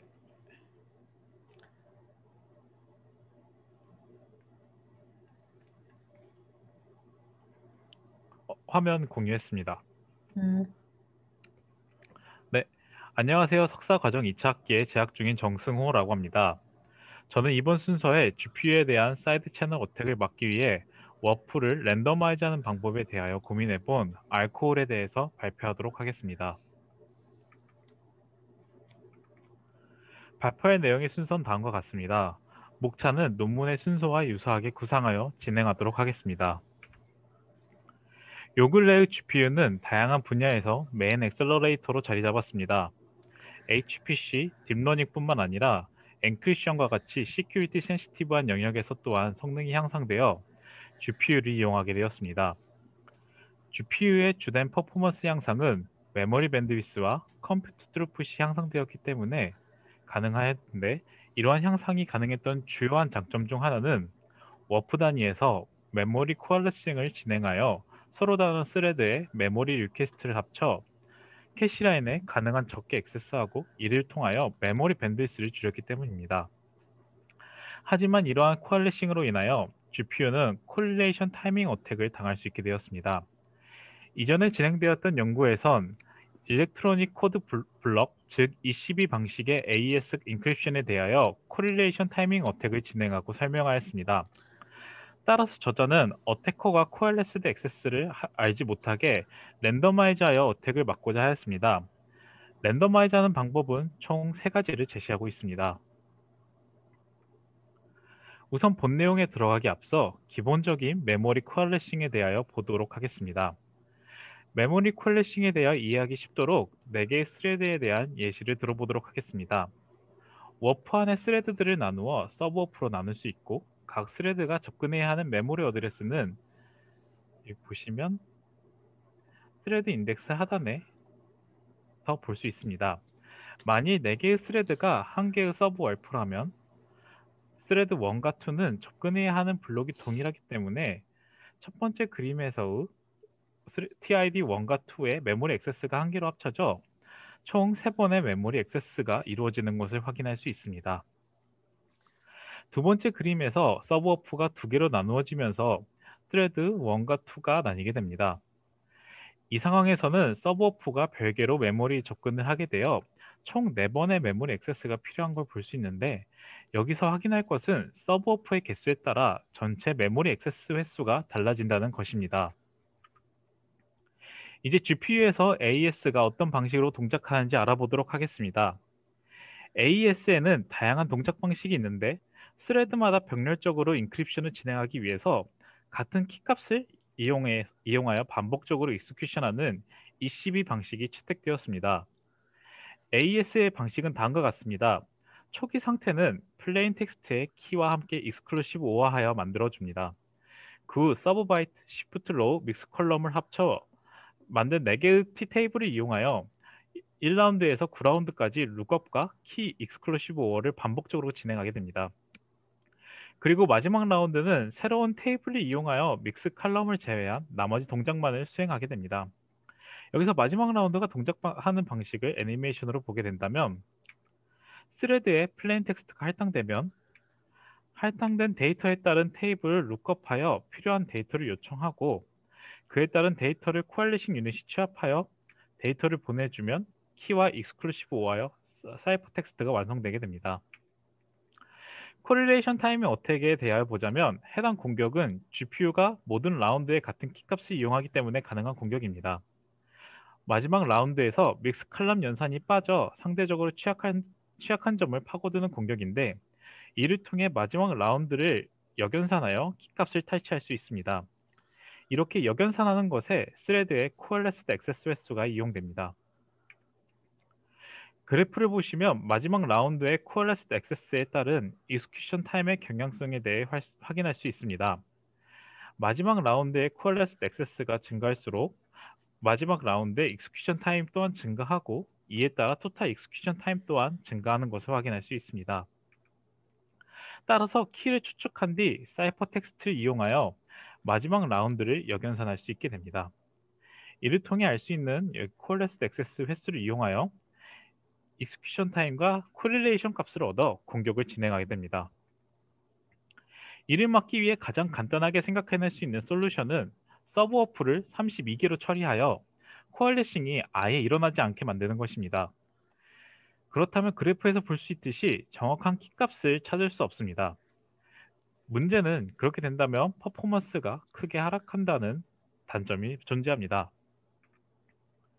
따라서 저자는 3가지 해결 방법을 제시하는데 그중 첫 번째로 제시하는 방법이 Fixed Size Subwoof, 줄여서 FSS라고 할 수 있습니다. FSS는 하나였던 서브워프의 개수를 쪼개는 것이 주된 아이디어입니다. 그림에서 볼 수 있는 것처럼 스레드를 순서대로 나누어 서브워프가 2개가 된다면 코알리싱을 기존과 다르게 하게 됩니다. 우측 그래프를 보게 되면 서브워프 개수가 증가함에 따라 코알레스드 액세스 횟수와 익스큐션 타임 간의 코릴레이션 값이 감소하게 되는 것을 볼 수 있습니다. 올바른 키값은 코릴레이션을 통하여 추측하는데 정확하게 추측하기 어려워 시큐리티 측면에서 향상되는 것을 알 수 있습니다.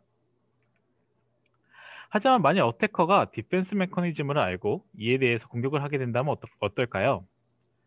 해당 논문에서는 FSS 어택이라는 알고리즘을 통하여 FS에 대한 공격을 진행할 경우 서브워프에 대한 개수가 파악되어 AES 키를 습득할 수 있다고 합니다.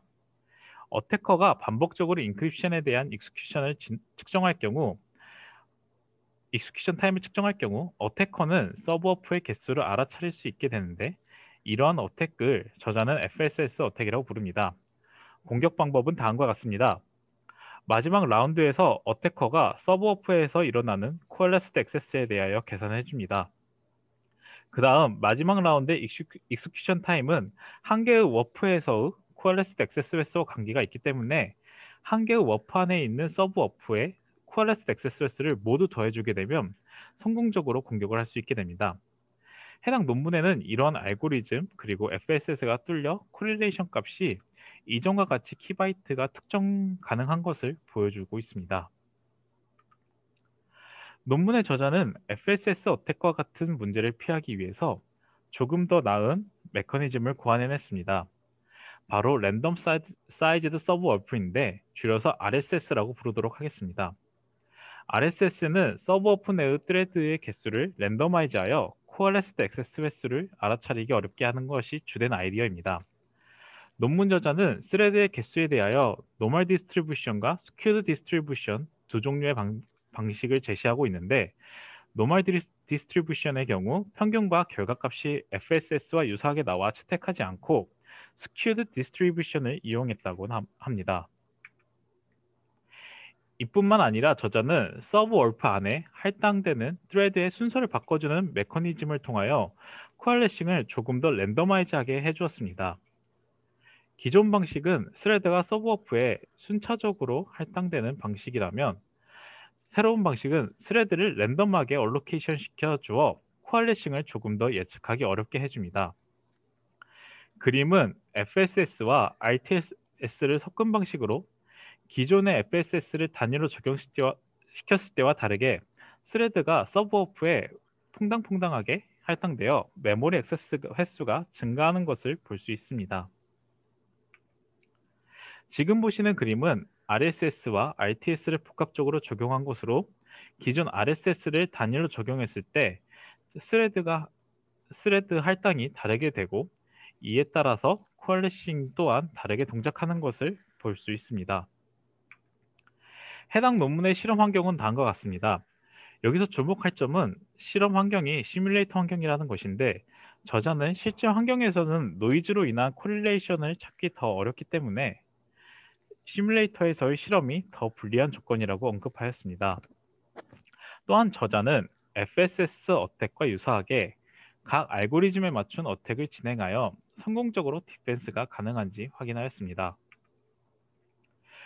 우선 각 메커니즘에 대하여 대응하는 어택을 했을 때 FS 시큐리티가 어떻게 나타나는지 보겠습니다. FSS 플러스 RTS 메커니즘의 경우 FSS와 비교하여 서브워프의 개수가 증가할수록 코릴레이션이 더 낮아 찾기 어려운 것을 볼 수 있습니다.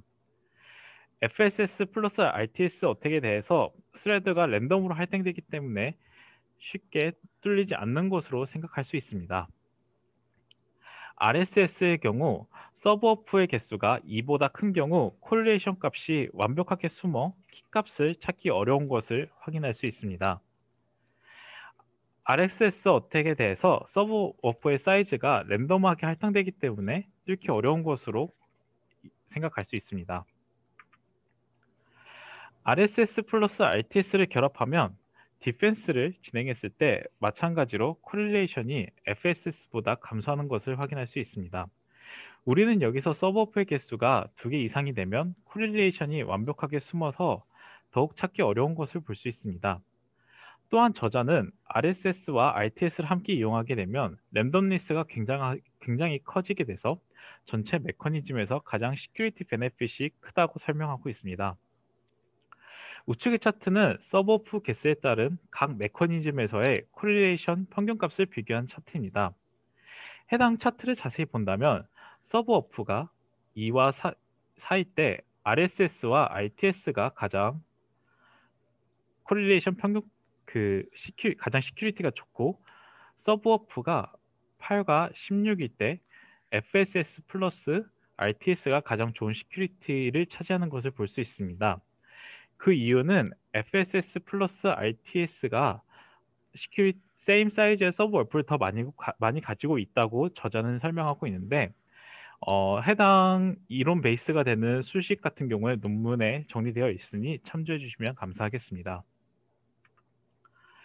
지금 보시는 차트는 서브워프가 증가할 때 각 메커니즘에 따라 퍼포먼스가 변하는 것을 나타낸 것입니다. 서브워프의 개수가 증가할수록 익스큐션 타임은 당연하게도 증가하게 됩니다. 또한 RSS가 FS에 비해 더 RSS가 FSS보다 더 나은 성능을 보이며 RTS는 성능에 영향을 끼치지 않는 것을 확인할 수 있습니다. 논문의 저자는 새로운 파라미터를 제시하여 자신에게 필요한 메커니즘을 적용할 수 있도록 만들었습니다.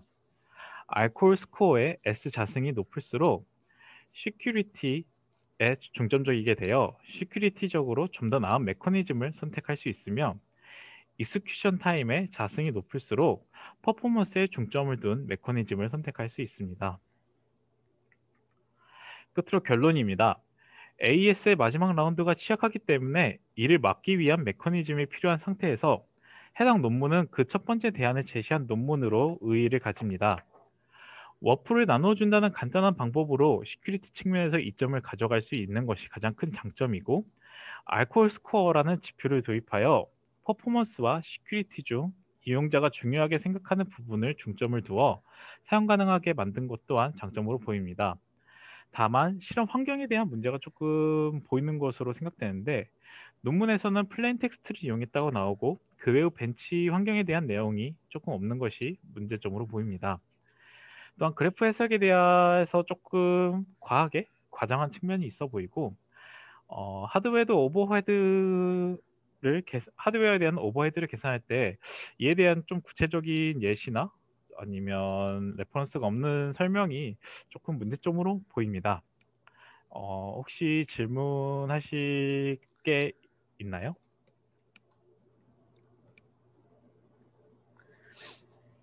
네, 그럼 이만 발표 마치도록 하겠습니다. 논문에 하드웨어 오버헤드가 나와 있나요?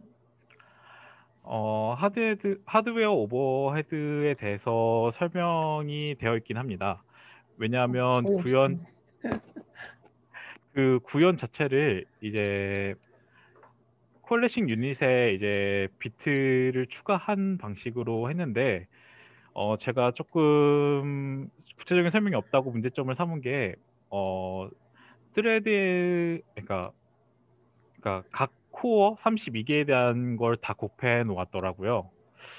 그래서 그 부분에 대해서 조금 기준이 없어 보여서 그 부분도 넣을까 하다가 우선은 빠져 있는 상태입니다. 음.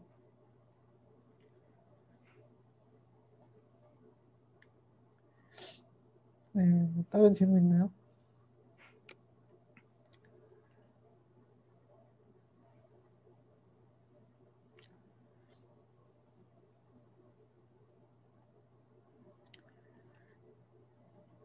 네, 그러면은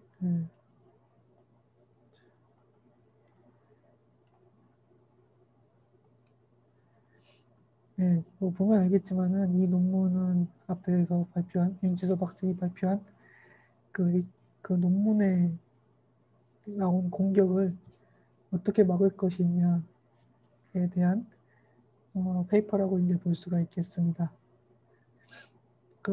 어쨌든 그 전 논문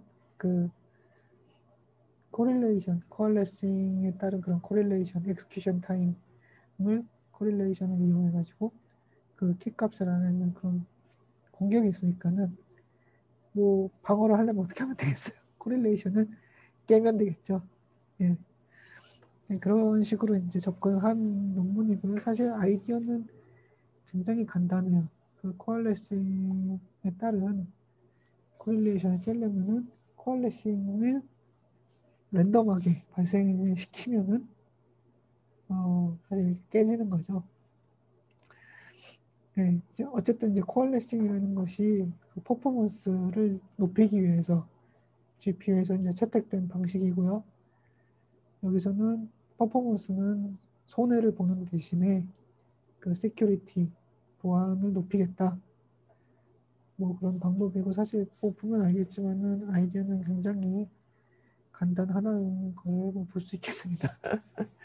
예, 서브워프라는 그런 개념이 나오는데 서브워프라는 거는 그 코알레싱을 진행할 때 그 워프가 지금 32개인데 그 32개를 어떻게 이제 나눌 것이냐 그렇게 이제 보면 되겠고요. 예, 사실은 굉장히 이제 스트레이트 포워드하게 접근한 그런 페이퍼라고 이제 볼 수가 있겠네요. 그리고 아까 벤치마크 했는데 벤치마크를 지금 아마 이 AES 알고리즘 하나 쓴 것 같은데 그 맞나요? 예, 맞습니다. 평가 자체는 AES에 대한 것만 실행했다고 나오고 다른 부분에 대해서 예를 들어 백그라운드로 어떤 프로그램을 돌린다거나 그런 거에 대해서는 언급이 아예 전혀 없습니다.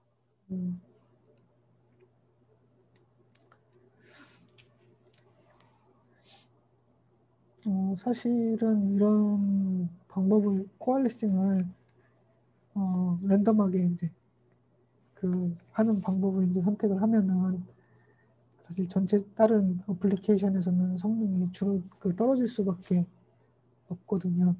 그래서 제 생각에는 이런 성능을 측정할 때 AES 알고리즘뿐만 아니라 다른 벤치마크에서 이제 어플리케이션을 갖고 와서 성능을 측정을 해야 된다라고 이제 생각을 하는데 어쨌든 이 페이퍼는 그런 시큐리티 그런 이슈에 이제 중점을 두고서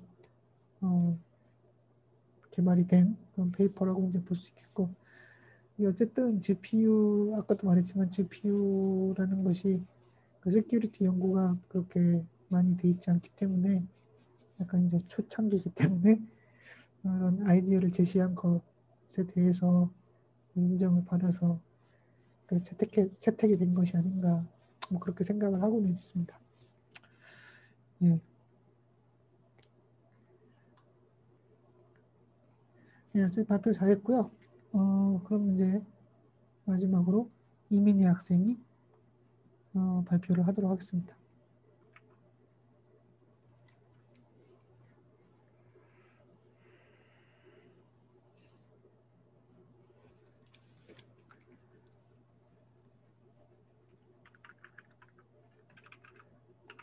화면 보이시나요? 예, 잘 보입니다. 네, 발표 시작하도록 하겠습니다. 본 논문에서 제안하는 GPU의 구조는 MCM GPU입니다. 첫 슬라이드 그림에서 보시듯이 MCM GPU란 2개 이상의 프로세서 다이를 하나로 패키징하는 방식입니다. 이러한 GPU 모듈을 패키지로 통합한 이유는 하나의 GPU를 사용하는 모놀리식 GPU 방식의 성능의 한계에 다가왔기 때문입니다. 하나의 프로세서의 발전에 한계가 온 이유는 첫 번째로 무어의 법칙의 종말입니다. GPU 칩의 성능은 트랜지스터의 확장과 밀접한 관계가 있습니다.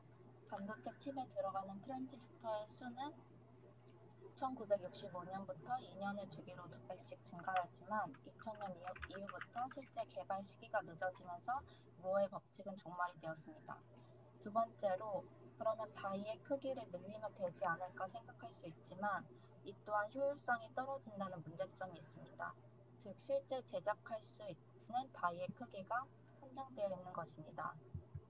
따라서 MCM GPU는 GPU 모듈을 하나로 모아둔 것이고 이는 하나의 GPU를 사용하는 것보다 트랜지스터의 수와 D램 밴드위스를 늘림으로써 성능을 개선시켰습니다.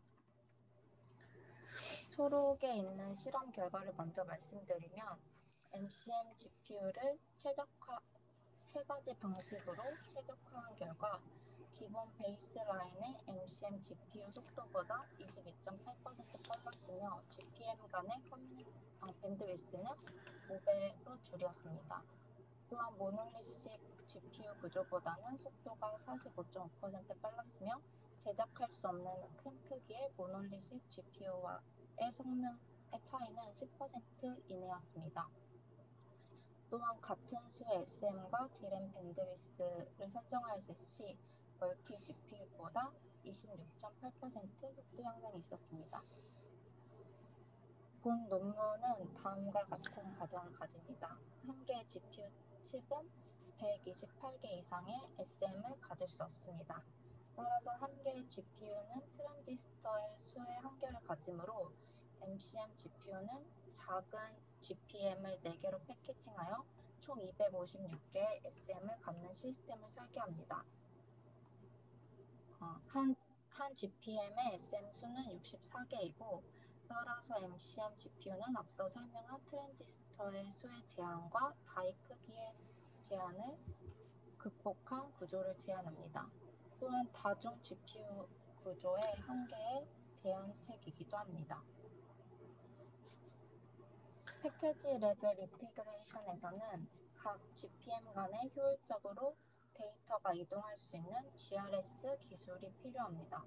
현재 하나의 와이어별로 20GBps를 가지며 향후 3TBps까지 전망하고 있다고 합니다. 패키지 밴드위스는 1.5TBps로 볼드 밴드위스의 8배이고 칩 밴드위스 간의 대역폭보다는 적습니다.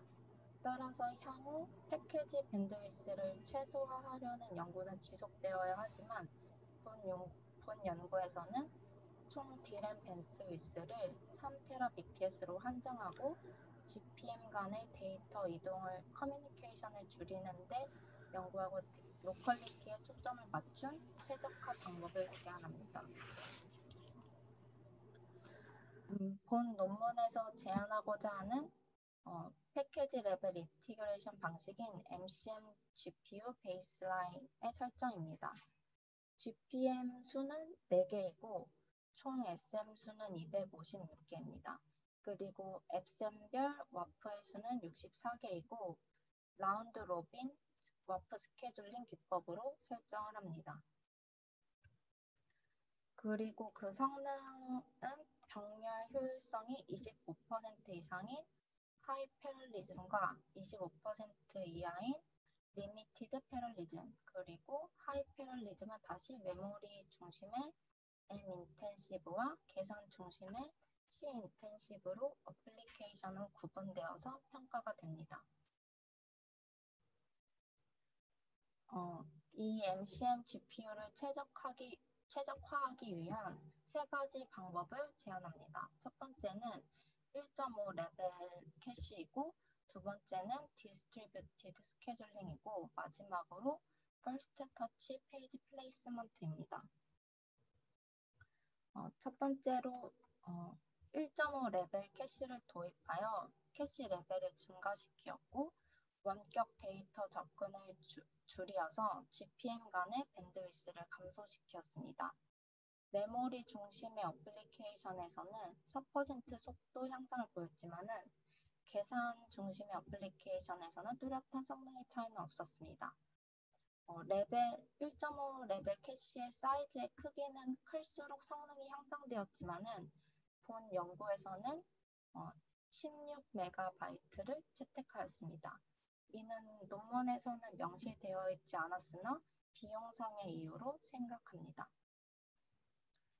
디스트리뷰티드 스케줄링은 SM 내 CTA가 연속적인 작업을 할 때 와프 스케줄링 옵션으로 라운드 로빈 방식을 사용할 경우 와프를 포함하는 CTA들이 각각 다른 GPM에 있는 SM에 할당이 될 수 있습니다. 이는 GPM 간의 데이터 이동할 확률을 증가시키므로 인터 CTA 로컬리티의 효율성을 최대화할 수 없습니다. 따라서 본 논문에서는 디스트리뷰티드 스케줄링을 사용해서 레벨 1.5 캐시 히트율을 높이고 GPM 간의 커뮤니케이션을 줄였습니다.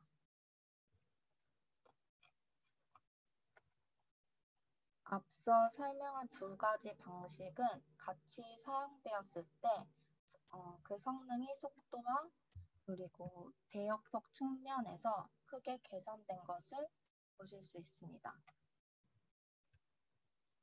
마지막으로 페이지 플레이스먼트 알고리즘으로 퍼스트 터치 페이지 플레이스먼트 알고리즘을 제안합니다.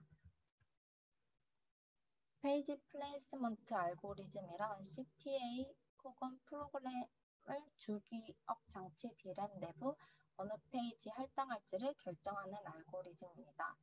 First Touch란 그 이름에서도 알 수 있듯이 CTAX가 첫 번째로 GPM 0번 페이지 할당이 되었으면 그 다음에도 GPM 0번 페이지 할당이 되어서 GPM 간의 커뮤니케이션을 줄여주는 알고리즘입니다. 이는 앞서 설명드린 디스트리뷰티드 스케줄링 기법과 함께 사용되었을 시 성능이 더 향상이 있었습니다. 결론적으로 세 가지 최적화 방법인 1.5 레벨 캐시, 디스트리뷰티드 스케줄링, 페이지 플레이스먼트를 개별 사용할 때에는 성능의 개선이 없거나 감소하는 부분도 있었지만 같이 사용할 때 최고 효율을 보이는 것을 확인하였습니다. 또한 제작 불가능한 모놀리식 구조의 GPU에 대비하여서 10% 내외의 성능의 차이를 보였습니다. 본 논문에서는 여러 최적화 방법을 사용하여 GPM 간의 커뮤니케이션을 최소화시키고 로컬리티를 개선한 알고리즘에 관한 연구였습니다. 이상 발표를 마치도록 하겠습니다. 혹시 질문 있으시면 질문 주시면 감사하겠습니다.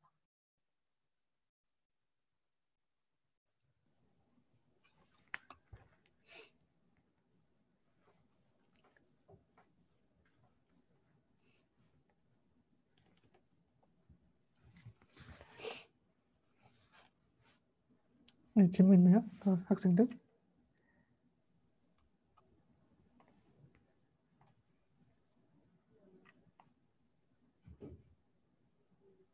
네, 그러면은 간략하게 설명을 하도록 하겠습니다. 예, 사실 이 페이퍼가 멀티 GPU 페이퍼 스택 중에서 가장 최초로 나와 있는 그런 페이퍼긴 한데 어쨌든 멀티 GPU라는 그런 컨셉에 대해서 발표를 한 뭐 가장 처음으로 발표를 한 그런 페이퍼라고 이제 보면은 될 것 같습니다. 근데 이제 보면 알겠지만은 그 뒤에 있는 페이퍼들도 같은 저자가 썼어요. 예, 어쨌든 한번 이렇게 연구할 수 있는 환경을 만들어 놓으면은 이제 계속해서 그렇게 연구 결과를 이제 발표할 수 있는 그런 모멘텀이 될 수 있는 것 같습니다. 예, 사실은 이 페이퍼는 멀티 GPU로 우리가 이제 GPU를 컨피규레이션 할 수 있다라는 거를 보여줬다. 그 다음에 그렇게 이제 컨피규레이션을 할 때 문제점이 무엇인지를 제시를 하고 사실 그리고 아이디어는 뭐 굉장히 간단한 거를 볼 수가 있습니다.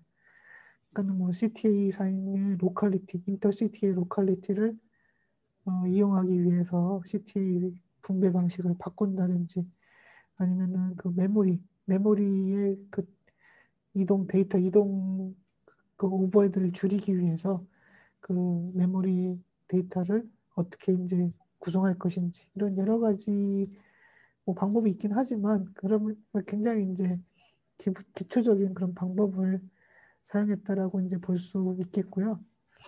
예, 어쨌든 이런 멀티 GPU라는 거는 앞에서 말했듯이 무어스 로우가 이제 점점 이제 끝나가죠. 스케일링이 점점 불가능한 그런 레벨로 지금 접근을 하고 있기 때문에 우리가 이제 칩 사이즈를 그러니까는 하나의 칩 다이에 들어가는 트랜지스터 개수를 지금은 늘리기가 뭐 힘든 뭐 그런 시기라고 이제 볼 수가 있겠습니다. 뭐 그렇게 된 멀티칩으로 이제 구성을 할 때 어떤 식으로 이제 구성을 하면 좋을 것 같냐에 대해서 연구를 한 그런 내용이라고 볼 수가 있겠어요. 예. 어쨌든 뭐 이런 초창기의 연구라고 이제 볼 수가 있겠고요. 예.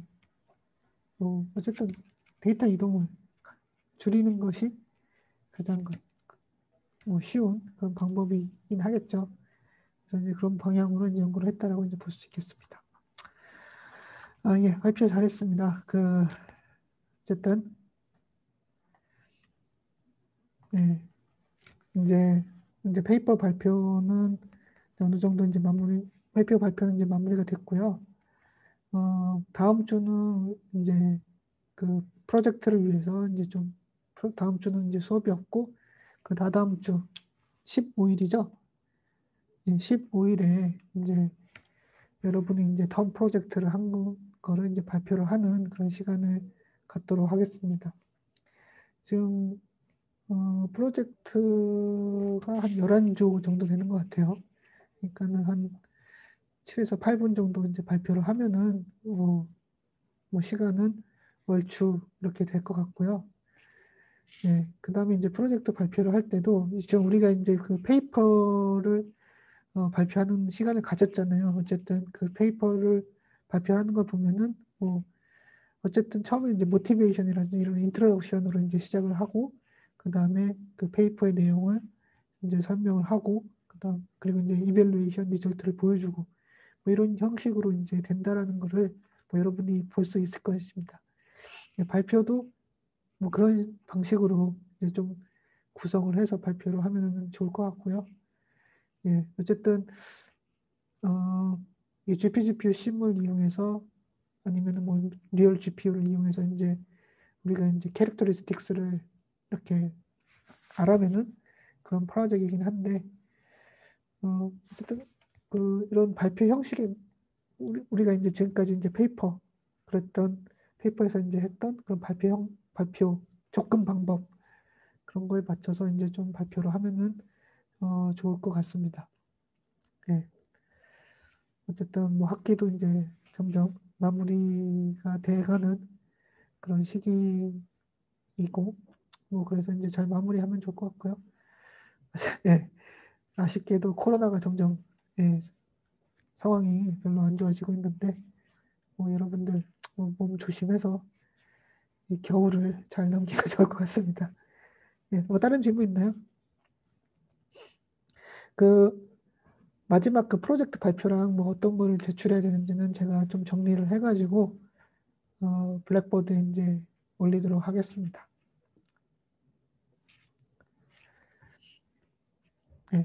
뭐 질문 없으면 마치도록 하죠. 수고 많았습니다.